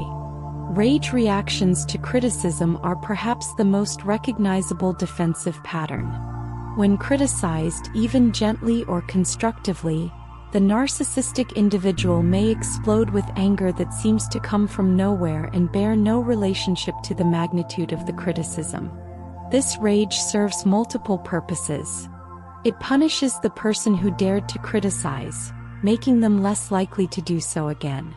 It deflects attention from the criticism itself onto the emotional drama of the rage. It releases the intense distress caused by the injury. And it reasserts dominance and control in a situation where the narcissist felt vulnerable. The rage may be hot and explosive with yelling, accusations, and dramatic gestures. or it may be cold and cutting with contempt, dismissiveness, and calculated cruelty. Either form is designed to destroy the criticism and the critic, to make it impossible to have the conversation that threatened their self-image. For those on the receiving end, narcissistic rage is terrifying and confusing. The person they thought they knew transforms into someone unrecognizable. The punishment seems wildly disproportionate to whatever they said or did. And the rage leaves no room for dialogue or resolution, only submission or retreat. Our third fact reveals an alternative response to narcissistic injury. Withdrawal and shutdown occur when the injury is too severe to rage against or when rage has proven ineffective. The narcissistic individual becomes cold, distant, and unavailable. They may give the silent treatment for days or weeks. They may physically leave or emotionally disappear while remaining physically present. This withdrawal is not a calm boundary or need for space. It's a punishing absence designed to create anxiety and remorse in others. It says, "You have hurt me so badly that I cannot even engage with you." The withdrawal also protects them from further injury by creating distance. If they're not emotionally present, they cannot be hurt again. For partners and family members, this withdrawal is agonizing. They may desperately try to reconnect, to apologize, to make things right, often accepting blame for things they didn't actually do wrong. The narcissist may eventually return, often without explanation or apology, once they feel the other person has suffered enough or once they need supply again. The withdrawal reinforces that the narcissist's emotional availability is conditional and can be revoked at any time, keeping others in a state of anxiety and compliance. The fourth fact takes us into the internal experience during these crises. Shame spirals occur when the narcissistic injury penetrates the defensive structure and touches that core of shame we discussed earlier.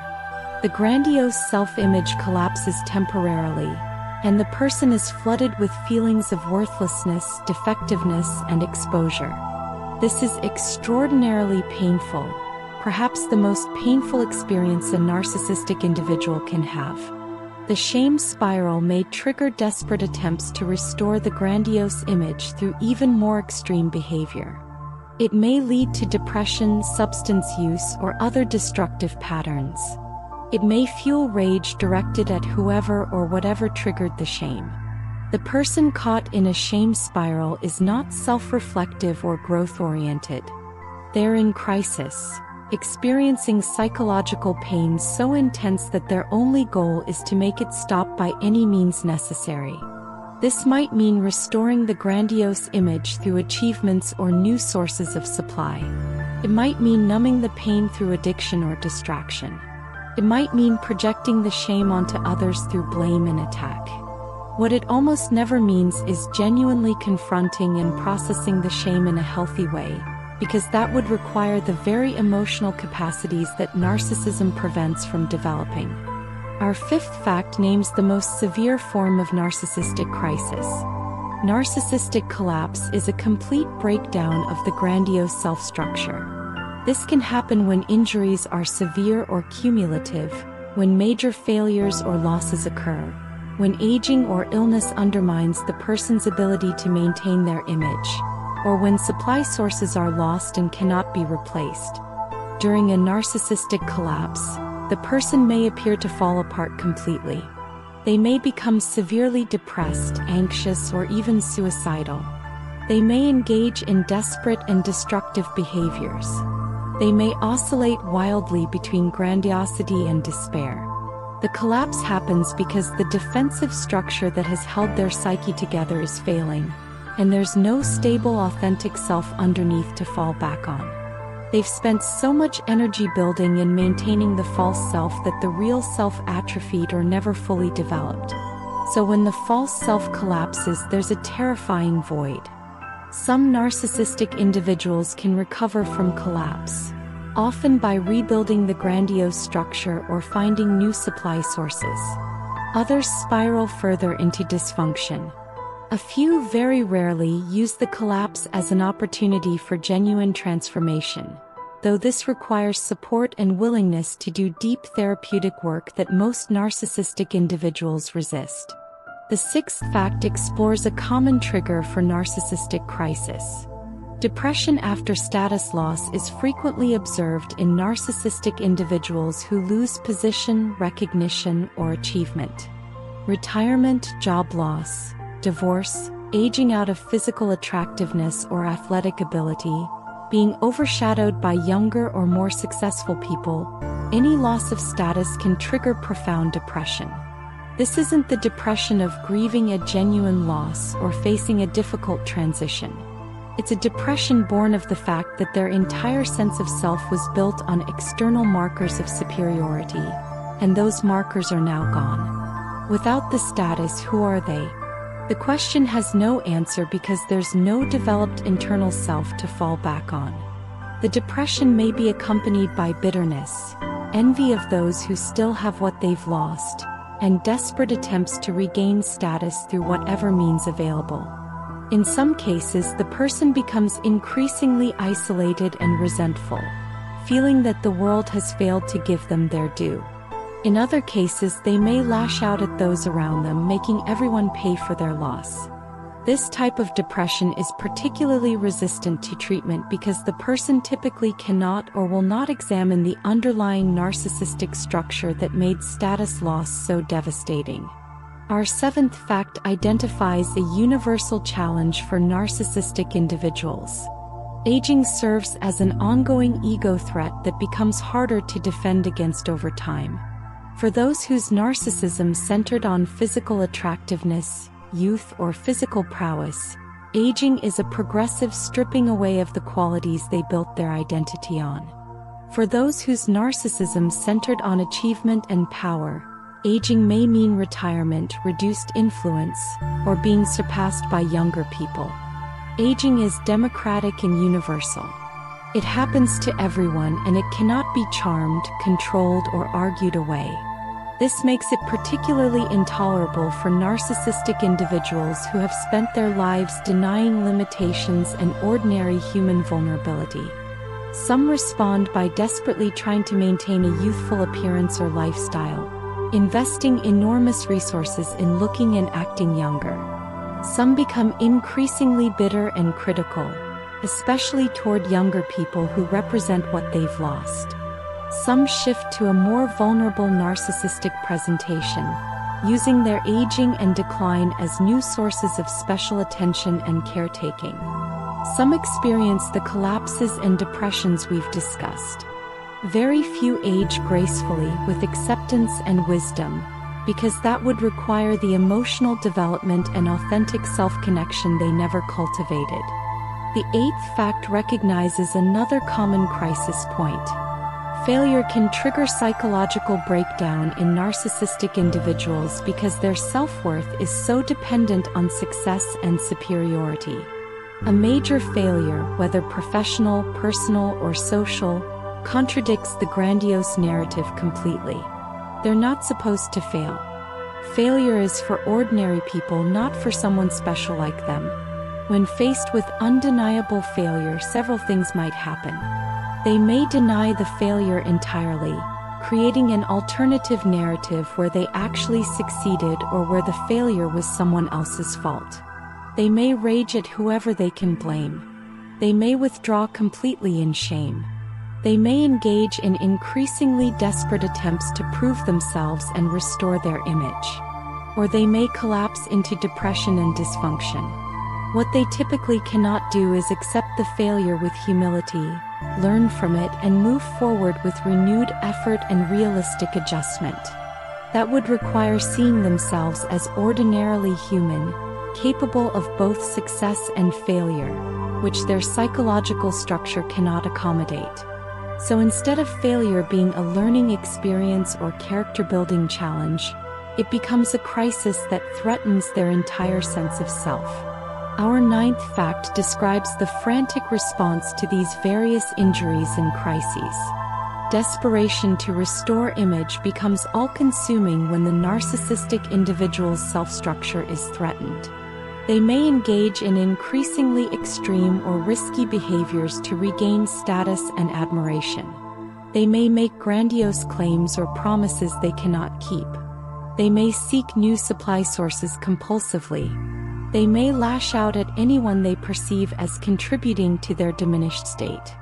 They may engage in impression management and reputation control, trying to shape how others see them and the situation. This desperation can make them dangerous because normal constraints and considerations fall away. They may lie more boldly, manipulate more ruthlessly, or act out more dramatically. The only thing that matters is restoring the image, getting the supply flowing again, rebuilding the grandiose self that's been damaged. People around them may find themselves dealing with someone who seems to have lost all sense of proportion or ethics. The desperation can be palpable and disturbing. In some cases, the person may achieve a temporary restoration through sheer force of will and manipulation. In other cases, the desperate attempts backfire, creating more injury and accelerating the collapse. Finally, our 10th fact warns of a dangerous pattern during these crises. Increased hostility under threat is observed across narcissistic individuals when they feel their image or status is endangered. As they become more threatened, they often become more aggressive, more willing to harm others, more vindictive and cruel.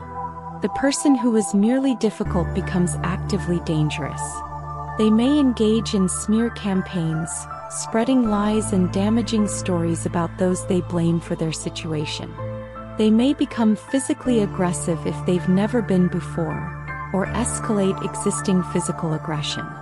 They may sabotage others' careers, relationships, or reputations. They may engage in legal warfare, using the system to punish and control. They may make threats or engage in stalking behaviors. This escalation happens because their survival instinct is triggered. They experience ego threat as existential threat, and they respond with the intensity of someone fighting for their life. This is when narcissistic individuals are most likely to cause serious harm. Understanding this pattern is important for anyone dealing with a narcissistic person in crisis. The danger is real, and appropriate protections, whether physical distance, legal protections, or security measures, may be necessary. The compassionate understanding we've been cultivating throughout this journey should not prevent us from recognizing when someone has become a genuine threat and responding accordingly. And so we've explored the breaking points of narcissism, those moments when the elaborate structure can no longer hold and the person within faces crises they're not equipped to handle. Rest with this knowledge, understanding both the fragility beneath the facade and the potential danger when that facade cracks. Sleep peacefully, knowing that understanding these patterns helps protect us and those we care about. The 8th fact: biology, brain, and stress. Now we turn to the physical and neurological dimensions of narcissism, understanding how this condition manifests not just in behavior and emotion but in the very structure and function of the brain and body. Let yourself sink deeper into relaxation as we explore these fascinating biological foundations. Our first fact brings us into the realm of neuroscience. Research has found reduced empathy-related brain activation in individuals with narcissistic traits. Using brain imaging technology, scientists can observe which areas of the brain activate when people engage in empathic processes, trying to understand or feel what another person is experiencing. In narcissistic individuals, the regions associated with empathy, particularly areas involved in emotional empathy and perspective-taking, show less activation than in non-narcissistic individuals. This doesn't necessarily mean these brain regions are damaged or defective. It may mean they're underutilized, less developed through lack of practice, or actively suppressed. The reduced activation helps explain the lack of genuine empathy we've observed throughout our journey. It's not just that narcissistic individuals choose not to empathize. At a neurological level, their brains are not engaging the empathy networks as strongly or automatically as most people's brains do. This biological dimension doesn't excuse harmful behavior, but it does help us understand why empathy-based appeals or explanations often fail to change narcissistic behavior. The neural pathways for deep empathic response simply aren't functioning normally. The second fact identifies a key brain region involved in narcissistic patterns. The prefrontal cortex, the area of the brain involved in self-regulation, impulse control, planning, and considering consequences, shows altered structure and function in some narcissistic individuals. The prefrontal cortex is what helps us pause between impulse and action, consider how our behavior affects others, and regulate our emotional responses. When this region is underactive or poorly connected to emotional centers, we see the impulsivity, poor judgment, and lack of self-regulation characteristic of narcissism. The person acts on immediate desires without adequately considering consequences. They cannot modulate their emotional reactions effectively. They struggle to learn from past mistakes because the feedback isn't being processed and integrated properly. Some research suggests that the prefrontal cortex in narcissistic individuals may have reduced gray matter volume or altered connectivity patterns. Whether these differences are genetic, developmental, or the result of early experiences and trauma is still being studied. What's clear is that narcissism isn't just a psychological pattern. It has neurological correlates that affect how the brain processes information, regulates emotion, and controls behavior. Our third fact reveals a stress-related finding. Narcissistic individuals, particularly men, show chronic cortisol elevation. Cortisol is the primary stress hormone, released when we experience threat or challenge. In healthy individuals, cortisol rises in response to stress and then returns to baseline when the stressor passes. But in narcissistic individuals, especially grandiose narcissistic men, cortisol levels tend to remain elevated even when there's no obvious external stressor. This suggests they're living in a state of chronic internal stress. Why would someone who appears so confident and dominant be chronically stressed? Remember the fragile self-esteem beneath the grandiosity. Remember the constant need to maintain an image, compete for status, and defend against any threat to their superiority. This vigilant, competitive, defensive stance creates ongoing stress even when the person appears to be thriving. The elevated cortisol has consequences. Over time, chronic cortisol elevation damages physical health, affecting cardiovascular function, immune response, metabolism, and brain structure.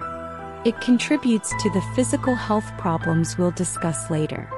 The grandiose presentation may look strong and unbothered, but the body tells a different story, revealing the hidden cost of maintaining that facade. The fourth fact addresses a common struggle for narcissistic individuals. Sleep disturbances and insomnia are frequently reported among those with narcissistic traits. Despite projecting an image of being in control and superior, many struggle to sleep well. They may have difficulty falling asleep, staying asleep, or achieving restorative deep sleep.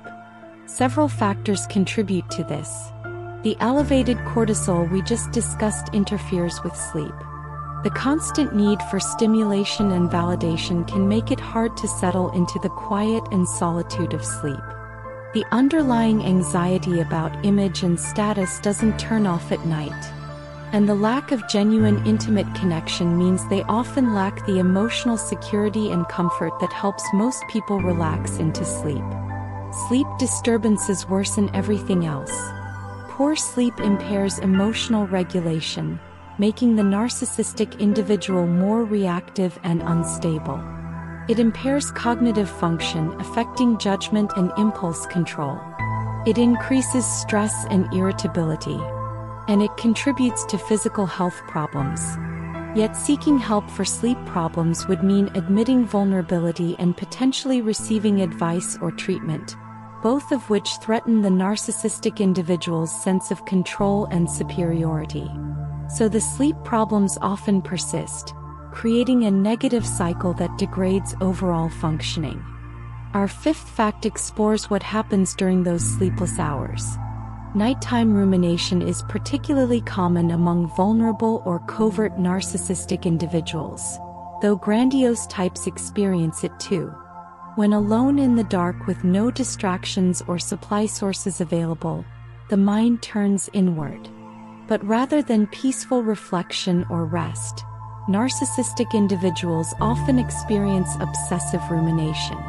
They replay perceived slights and injustices, rehearse conversations where they defend themselves or attack others, compare themselves to rivals, or worry about their image and status.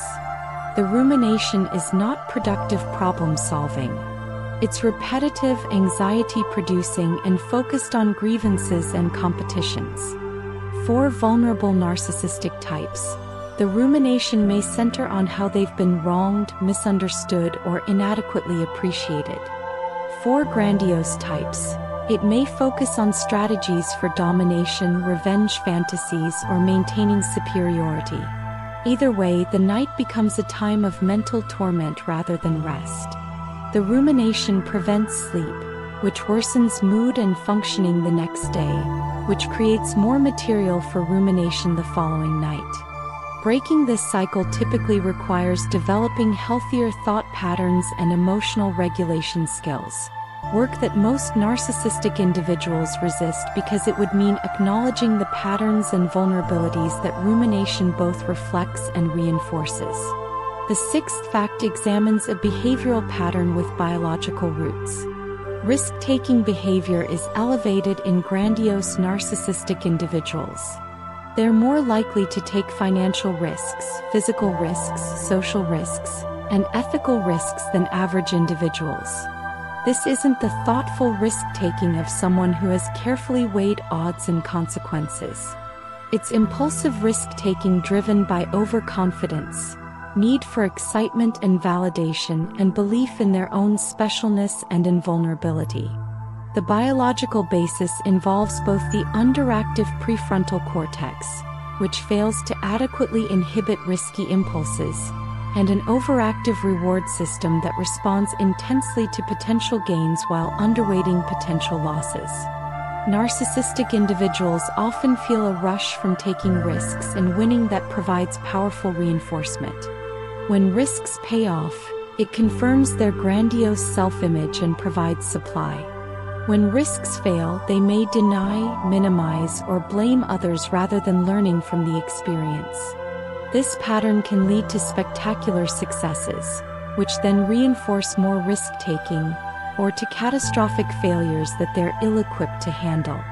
The risk-taking often escalates over time as previous levels of risk no longer provide the same thrill or validation. This can explain why successful narcissistic individuals sometimes make increasingly reckless decisions that eventually lead to their downfall. Our seventh fact identifies a cognitive bias amplified by narcissism. Overconfidence in decision-making means narcissistic individuals consistently overestimate their abilities, knowledge, and the likelihood that their decisions will succeed. This isn't just healthy confidence or positive thinking. It's systematic overestimation that leads to poor decisions. When most people make decisions, they consider what they don't know, consult experts, weigh evidence, and maintain some humility about their conclusions. Narcissistic individuals skip these steps. They're certain they're right, certain they know better than experts, certain that their intuition or genius will carry the day. This overconfidence has neural correlates. The brain regions that normally signal uncertainty and trigger caution are less active. The narcissistic individual doesn't feel the doubt signals that would cause others to pause and reconsider. Combined with the need to maintain an image of superiority and the inability to tolerate being wrong, this creates a perfect storm of bad decision-making. They make decisions quickly with insufficient information, based on gut feeling or wishful thinking, and then defend those decisions regardless of contrary evidence. In positions of power, This overconfidence can lead to organizational disasters as the narcissistic leader drives forward with flawed strategies that everyone else can see are problematic but that cannot be questioned without triggering narcissistic injury. The eighth fact reveals why narcissistic individuals don't improve through experience. Ignoring feedback is a systematic pattern rooted in both psychological defense and neural processing. When narcissistic individuals receive feedback, especially negative feedback, their brains don't process it the same way non-narcissistic brains do. The feedback triggers threat responses rather than learning responses. Instead of the brain saying here's useful information to consider, it says here's an attack to defend against. The neural pathways that would normally integrate feedback into updated models of self and world are bypassed. The information is rejected, reframed, or attributed to the feedback giver's flaws rather than being genuinely considered. This happens automatically below conscious awareness. The narcissistic individual isn't deliberately choosing to ignore feedback in most cases. Their brain is processing it as threat rather than information, and the defensive responses activate before reflective processing can occur. This is why experience doesn't teach narcissistic individuals the way it teaches others. They can go through the same negative consequences repeatedly without modifying their behavior because they're not actually learning from the experiences. Each failure is someone else's fault. Each criticism is jealousy or ignorance. Each setback is bad luck. The feedback never penetrates to create genuine learning and change. Our ninth fact describes the psychological and neural mechanism behind a pattern we've observed repeatedly. Blame externalization, the tendency to locate fault outside oneself, has both defensive and neurological components in narcissistic individuals. Psychologically, admitting fault would threaten the grandiose self-image and trigger intolerable shame. But there's also a neurological dimension. Research suggests that narcissistic individuals show different patterns of brain activation when processing their own mistakes versus others' mistakes. Areas associated with self-reflection and acknowledging error are less active when considering their own failures. Meanwhile, areas associated with other-focused attention activate strongly, as the brain automatically redirects focus outward to find external causes. This isn't entirely conscious or deliberate. The brain is automatically protecting the fragile self-structure by ensuring that fault gets attributed elsewhere. Over time, this becomes an ingrained pattern where the person genuinely cannot see their own role in problems. It's not that they know they're at fault and are lying. It's that their brain processes the situation in a way that makes external attribution feel completely true and accurate. This makes accountability impossible and change unlikely, because you cannot fix a problem you cannot see or acknowledge. Finally, our 10th fact brings us back to the body and the cumulative toll of narcissism. Long-term physical health costs accumulate for narcissistic individuals despite their often successful external presentation. The chronic stress and elevated cortisol we discussed contribute to cardiovascular disease, with higher rates of heart attacks and strokes. The sleep problems affect multiple body systems. The risk-taking can lead to injuries and accidents. The tendency toward substance use as a coping mechanism damages organs and systems. The difficulty maintaining stable relationships means less social support, which is a significant predictor of health and longevity. The overconfidence may lead to ignoring health symptoms or medical advice. The antagonistic interpersonal style creates chronic conflict that further elevates stress. And the inability to engage in genuine self-reflection prevents the kind of lifestyle changes that would improve health. Studies following narcissistic individuals over decades find that despite often achieving success and appearing to thrive, they experience worse physical health outcomes than their less narcissistic peers. The mask of superiority and success hides a body under siege from chronic stress, poor health behaviors, and the cumulative effects of living in constant psychological tension. Narcissism doesn't just damage relationships and psychological well-being. It quite literally takes years off life and reduces the quality of those years through compromised physical health. And so we've explored the biological and neurological dimensions of narcissism, understanding how this pattern manifests in brain structure, stress hormones, sleep, and physical health. Let this scientific understanding settle into your awareness as you drift towards sleep, recognizing that narcissism is a whole-person phenomenon affecting body, brain, and behavior in interconnected ways. Moving towards the ninth act, culture and modern life. Now we step back to examine narcissism in its cultural context, exploring how modern society shapes and is shaped by narcissistic patterns. Breathe deeply and let these broader perspectives wash over you like gentle waves, understanding the world we navigate together. Our first fact in the ninth act explores narcissism in the digital age. Social media self-promotion patterns reveal how narcissistic traits manifest and are potentially reinforced in online spaces. Social media platforms are designed around self-presentation, creating a perfect stage for narcissistic behavior. Users curate their image carefully, sharing highlight reels that emphasize success, beauty, popularity, and special experiences while hiding struggles, failures, and ordinary moments. For narcissistic individuals, social media provides unprecedented opportunities to craft and broadcast their grandiose self-image. They may post constantly, always ensuring they're visible and generating reactions. Their posts often feature self-aggrandizing content, humble brags, or carefully staged images designed to impress and generate envy. They may overshare achievements while being vague about setbacks. The platform rewards these behaviors with measurable validation, creating a feedback loop we'll explore next. But it's important to note that not everyone who uses social media actively is narcissistic. Many people share genuinely without grandiosity or manipulation. The difference lies in the motivation and pattern.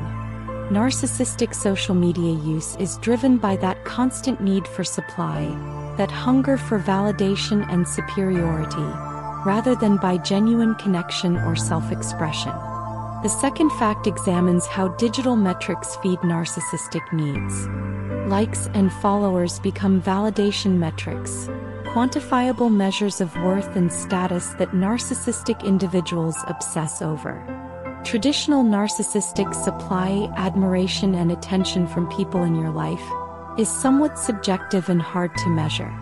But social media provides cold, hard numbers. You can count exactly how many people liked your post, followed your account, or viewed your story.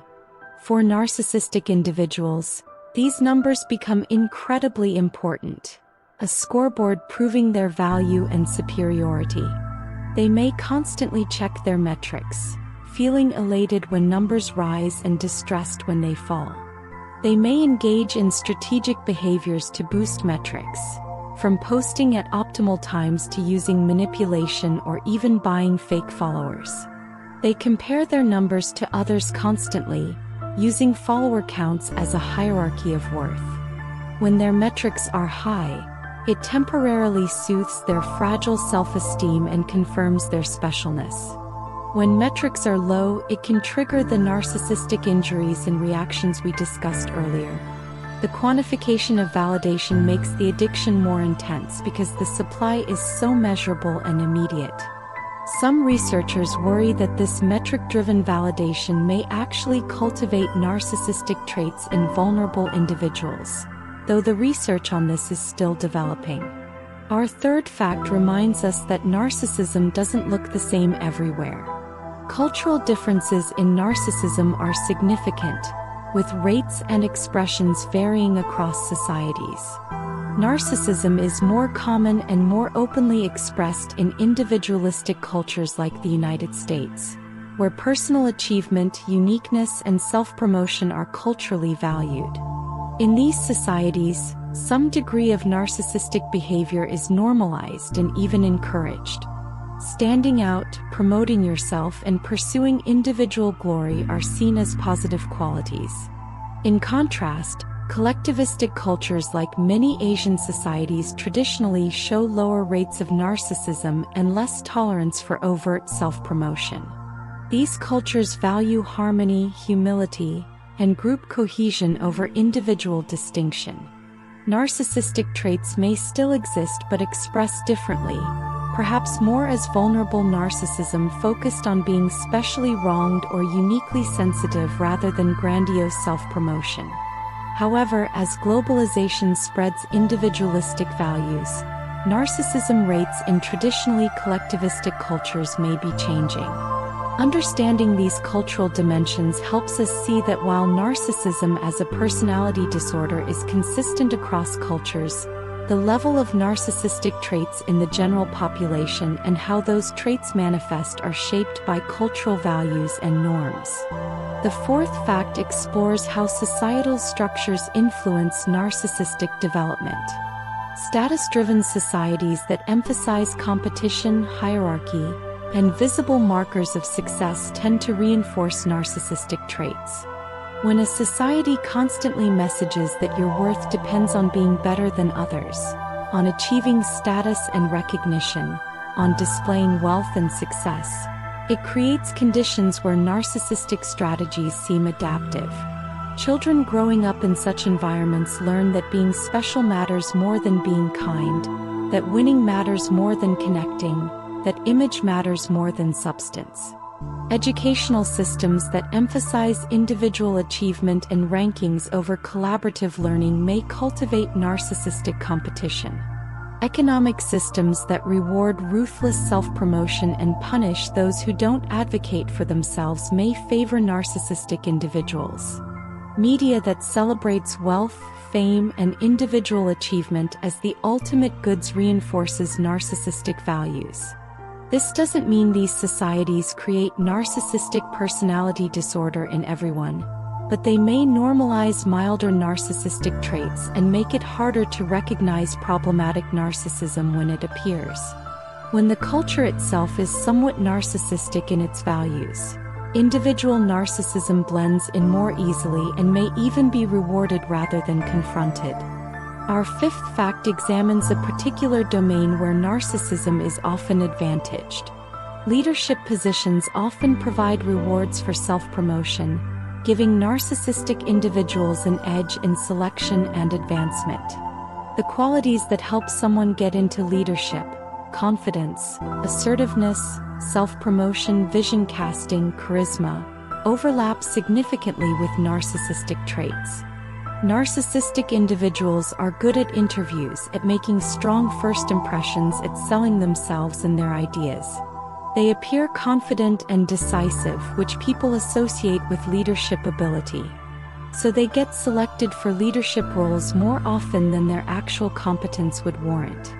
Once in leadership, they may continue to advance through self-promotion and managing up, while their actual leadership effectiveness, building teams, developing others, making good decisions, is much weaker. This creates a problem where leadership pipelines select for narcissism, even though narcissistic leaders often damage their organizations over time.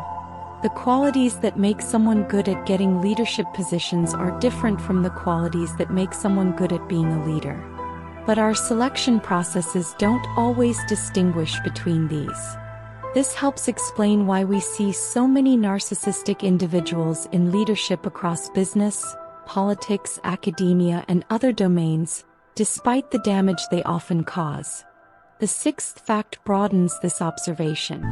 Competition-focused environments, whether in school, work, sports, or other domains, tend to attract and advantage narcissistic individuals while being harder on more modest or collaborative people.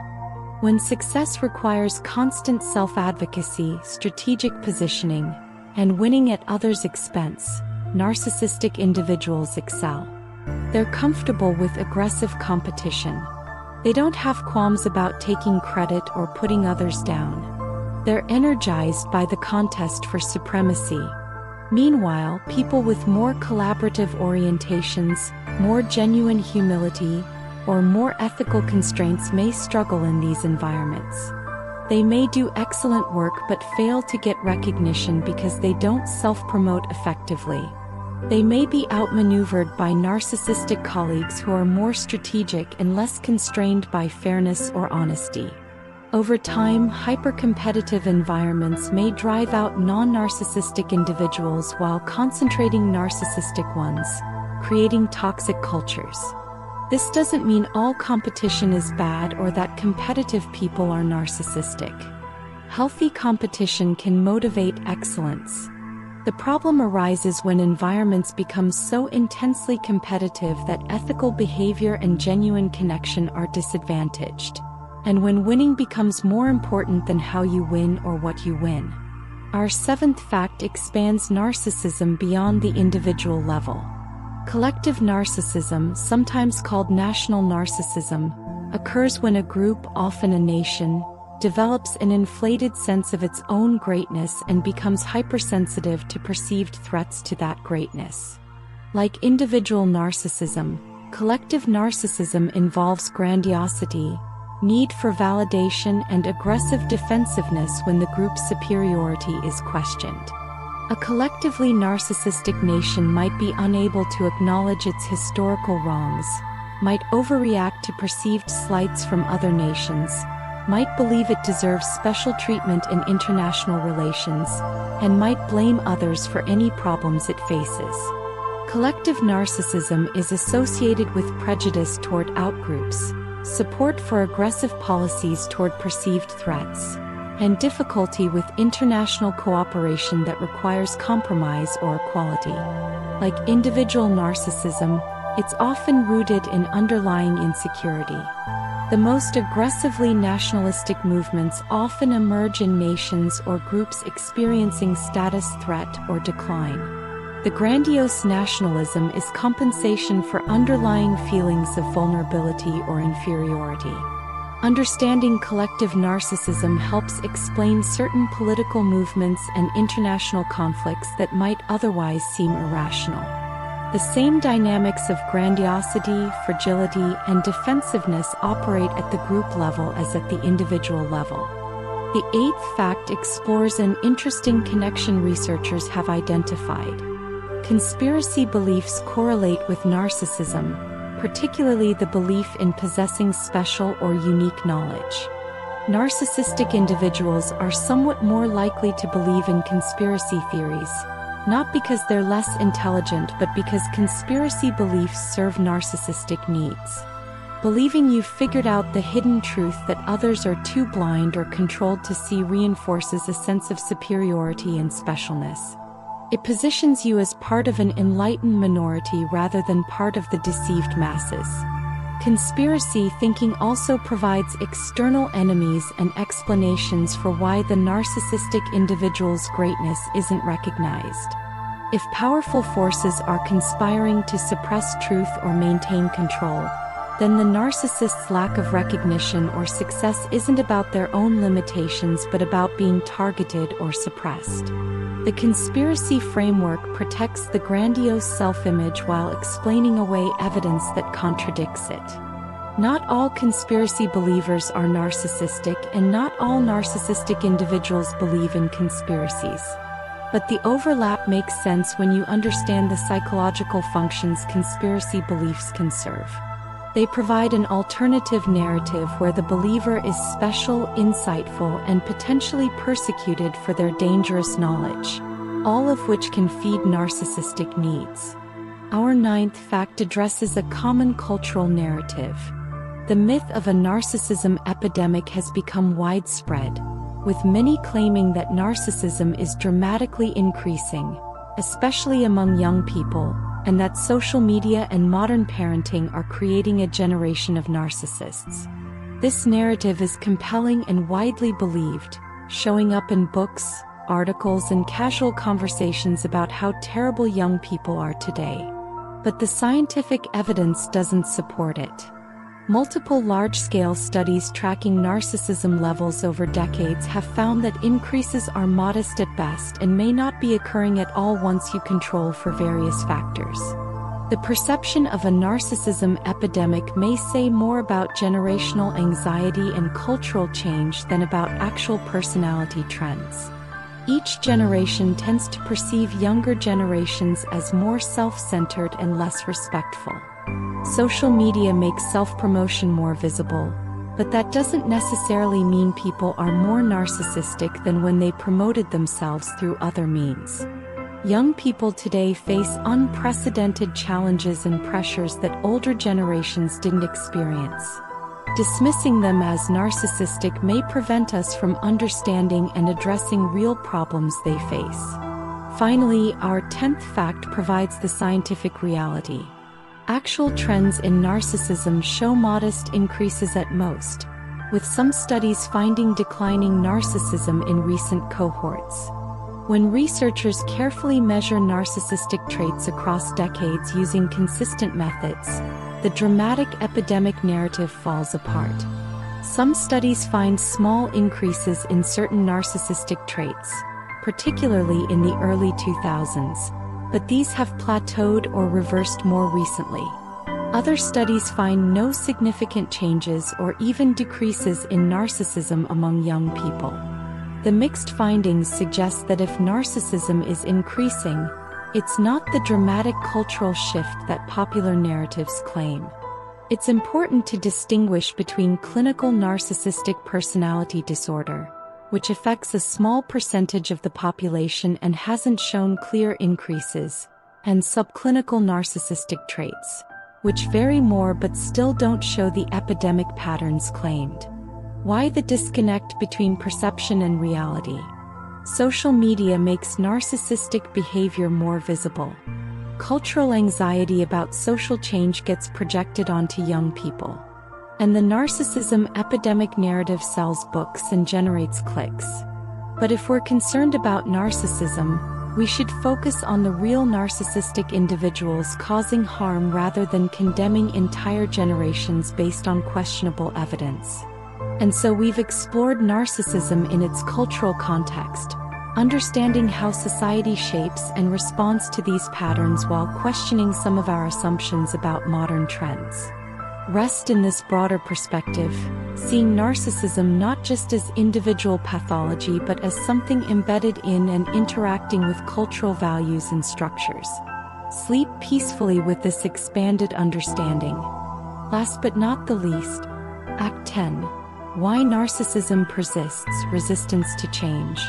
Now we turn to perhaps the most challenging question about narcissism. Why does it persist? Why don't narcissistic individuals change, especially when their patterns cause so much pain for themselves and others? Settle deeper into comfort as we explore the powerful forces that maintain these patterns across a lifetime. Our first fact reveals a fundamental obstacle to change. Low voluntary treatment seeking is characteristic of narcissistic individuals. People with most psychological difficulties eventually seek help because they recognize their suffering and want relief. But narcissistic individuals rarely see themselves as having a problem that needs fixing. From their perspective, they're fine or even superior. If there are problems in their life, those problems are caused by other people who are inadequate, jealous, or malicious. Why would you seek treatment when you believe you're right and everyone else is wrong? Why would you work on changing yourself when you're convinced the problem is out there, not in here? This creates a tragic situation where the people who most need help are the least likely to seek it voluntarily. They may go through life causing damage in relationship after relationship, job after job, never recognizing their own role in the recurring patterns. Without seeking help, without acknowledging a problem, change becomes nearly impossible. The very nature of narcissism protects itself from intervention by ensuring the person doesn't see the need for change. The second fact identifies when narcissistic individuals might briefly engage with treatment. Help is sought primarily during crises, not for genuine change but for crisis management. When a narcissistic collapse occurs, when a spouse threatens to leave, when a job is lost, when legal troubles emerge, then the narcissistic individual might agree to therapy or counseling. But the motivation isn't to understand themselves or change their patterns. It's to manage the immediate crisis, to get the spouse to stay, to satisfy a court requirement, to restore their image. Once the crisis passes or can be managed without ongoing therapeutic work, they typically disengage from treatment. They may attend a few sessions, say what they think the therapist wants to hear, and then declare themselves fixed. Or they may manipulate the therapeutic relationship, trying to get the therapist to validate their perspective and blame others. Or they may become hostile when the therapist gently suggests patterns they might examine, experiencing this as criticism and narcissistic injury. Crisis-motivated treatment rarely leads to meaningful change because the person doesn't want to change themselves. They want the external situation to change, for others to behave differently, for the consequences of their behavior to disappear without them having to do the deep work of transformation. Our third fact highlights a challenge for mental health professionals. Diagnostic complexity makes narcissistic personality disorder difficult to identify and treat. Narcissism overlaps with other conditions, making diagnosis tricky. Someone might have narcissistic traits alongside depression, anxiety, substance abuse, or other personality disorders. Teasing apart what's narcissism and what's something else requires careful assessment. Additionally, narcissistic individuals are skilled at impression management. They may present well in diagnostic interviews, hiding their narcissistic patterns or framing themselves as victims of others' narcissism. The grandiose type might not seem to be suffering enough to warrant diagnosis. The vulnerable type might be misdiagnosed with depression or anxiety without the underlying narcissism being recognized. Clinicians sometimes miss narcissistic personality disorder because they're focused on the presenting complaint, which the narcissistic individual strategically directs away from their core patterns.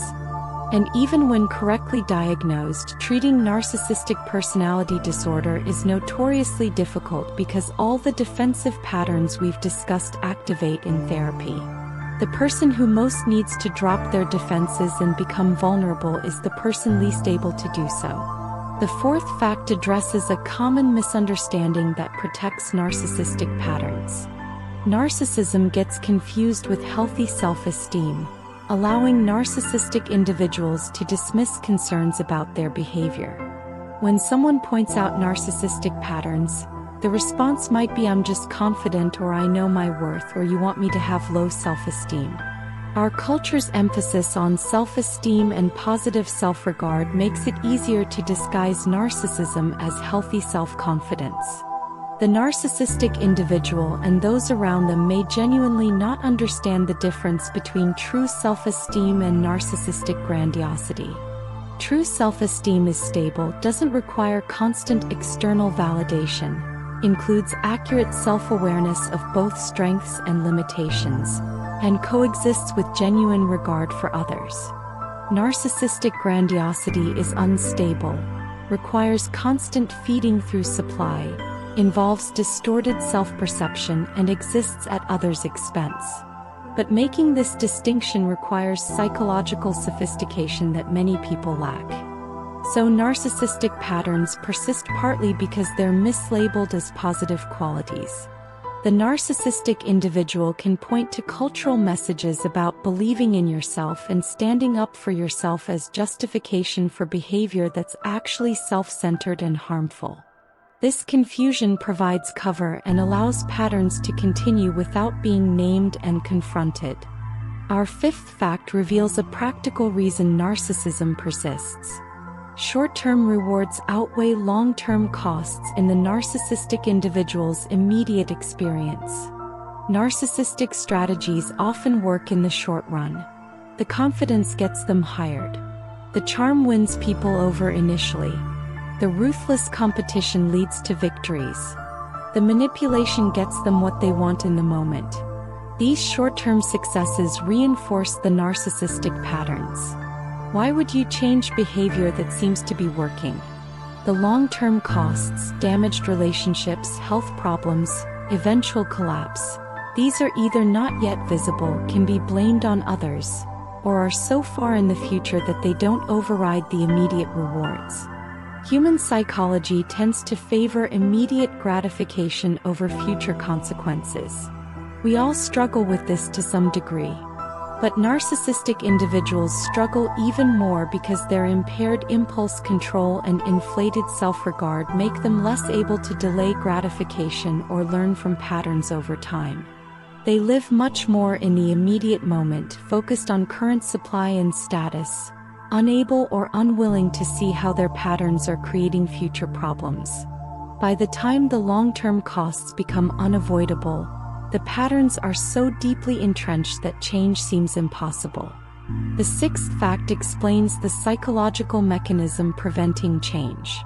Defensive identity protection means that the narcissistic structure actively defends itself against any threat of examination or change. The grandiose self-image isn't just a preference or belief. It's a psychological structure that the person has built their entire identity around. Questioning it feels like self-destruction. The defenses we've discussed throughout this journey, the denial, projection, blame-shifting, rationalization, all of these activate automatically to protect the narcissistic identity from threat. When someone suggests the narcissistic individual might need to change, every defense mobilizes. The suggestion is rejected, the suggester is attacked, alternative explanations are generated, anything to prevent genuine consideration of the need for change. This isn't conscious or deliberate usually. It's automatic defensive processing happening below awareness. The identity protection is so strong because the underlying fragility is so severe. If the defensive structure breaks down without an authentic self ready to replace it, the person faces that terrifying void we discussed during narcissistic collapse. So the psyche protects itself by any means necessary, even if that protection perpetuates suffering. Change would require willingly lowering these defenses, experiencing vulnerability, and building a new identity from the ground up. That's a monumental task that most narcissistic individuals cannot undertake. Our seventh fact identifies another obstacle operating continuously. Antagonism blocks insight by preventing the genuine self-reflection and empathy that change requires. Remember that antagonistic core both narcissistic types share? That fundamental stance toward others as competitors, supply sources, or obstacles rather than as fellow humans worthy of care. This antagonism prevents the kind of insight that leads to change. Insight requires seeing yourself from others' perspectives, considering how your behavior affects them, and feeling some empathy for their experience. But the antagonistic stance makes this impossible. Others' perspectives are dismissed or attacked rather than genuinely considered. Others' experiences of being hurt by you are irrelevant because their feelings don't matter or are their own problem. The capacity for the kind of empathic reflection that would reveal your impact on others is simply not there. Without insight, without genuinely seeing how your patterns harm yourself and others, there's no motivation for change. The antagonism ensures that feedback doesn't penetrate, that patterns remain invisible, and that the narcissistic individual continues in their self-focused, hostile way of relating. Breaking through this antagonism would require developing empathy, but developing empathy would require first acknowledging others as mattering, which the antagonistic stance prevents. It's a closed loop that maintains itself. The eighth fact describes a motivational barrier to change. Ego threat avoidance is prioritized over growth and connection. For most people, the desire for growth, meaningful relationships, and authentic living eventually outweighs the discomfort of facing difficult truths about themselves. But narcissistic individuals experience self-examination as ego-threatening to such a degree that avoidance takes priority over everything else. Looking honestly at their patterns, acknowledging mistakes, accepting feedback, all of this threatens the grandiose self-image and risks triggering that intolerable shame at their core. So they avoid it at all costs. They avoid situations that might challenge them. They avoid people who might give honest feedback. They avoid therapeutic or educational experiences that might require self-reflection. They structure their entire life to minimize ego threat, even though this prevents growth, limits relationships, and keeps them stuck in destructive patterns. The irony is that by protecting themselves from the discomfort of ego threat, they ensure ongoing suffering. But the immediate pain of ego threat feels worse than the chronic pain of a limited, conflicted life. So avoidance wins and change remains impossible. Our ninth fact reveals why even moments of apparent insight don't lead to lasting change. Difficulty sustaining accountability means that even when narcissistic individuals briefly acknowledge problematic patterns, they cannot maintain that acknowledgement long enough for real change to occur. There might be a moment in therapy after a major crisis where they seem to get it. They acknowledge their role in problems. They express remorse. They commit to change. But this rarely lasts more than days or weeks before the defensive structure reasserts itself. The brief accountability was likely driven by immediate crisis and fear of consequences rather than genuine insight. Once the immediate pressure passes, the old patterns return. The acknowledgement is forgotten or reframed. The commitment to change evaporates. This happens because true change requires sustained accountability over months and years. You have to hold yourself accountable not just in crisis but in the boring, day-to-day moments when old patterns tempt you.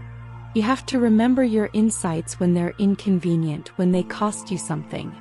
Narcissistic individuals cannot sustain this. The defensive structure is too strong, the discomfort too great, and the short-term rewards of returning to old patterns too compelling. So cycles repeat. Brief moments of apparent insight followed by return to form, over and over, with real change never consolidating. Finally, our 10th fact acknowledges the external forces maintaining narcissism. Reinforcement through success and admiration keeps narcissistic patterns active because they often do achieve external success. We've discussed how narcissistic individuals often rise to leadership, achieve visible success, and receive admiration at least for a while. This environmental reinforcement is powerful. When your narcissistic strategies lead to career advancement, social status, and people treating you as special, why would you change? The world is telling you that your approach works. Never mind the damaged relationships, the health problems, the inner emptiness. The external markers of success validate the narcissistic patterns. Our society's values often align with narcissistic strategies, rewarding confidence, aggression, and self-promotion while penalizing vulnerability, collaboration, and humility. In such an environment, narcissism is adaptive in some ways, at least for individual success, even if it damages collective well-being. The narcissistic individual can point to their successes as proof that they're right and everyone else is wrong. They're not suffering, obviously, at least not in ways they acknowledge. They're winning by societal standards. This external reinforcement combines with all the internal factors we've discussed to make change extraordinarily unlikely.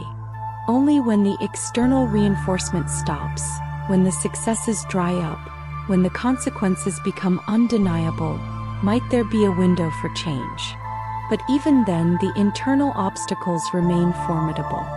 And so we understand why narcissism is so resistant to change, protected by psychological defenses, reinforced by short-term rewards, and maintained by the very structure of the condition itself.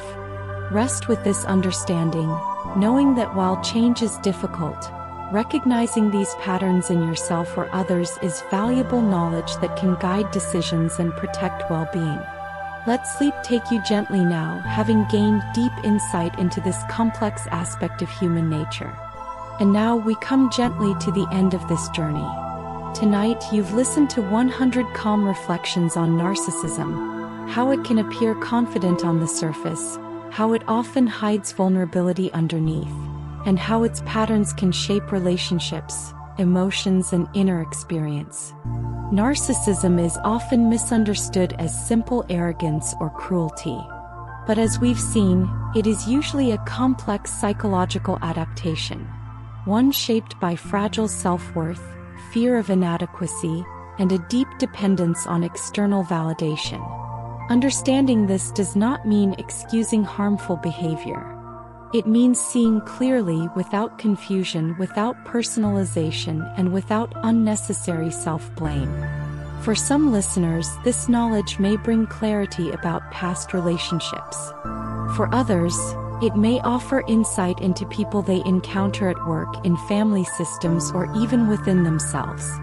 And for some, it may simply fade softly into sleep, leaving behind a sense of quiet perspective. If your mind is drifting now, allow it to drift. You don't need to hold on to these ideas. Awareness has a way of settling in on its own. Thank you for spending this time with Lunar Psychology. More calming explorations of the mind, human behavior, and inner experience will be here whenever you return. For now, rest gently. Let your thoughts slow, and allow sleep to come naturally. Good night.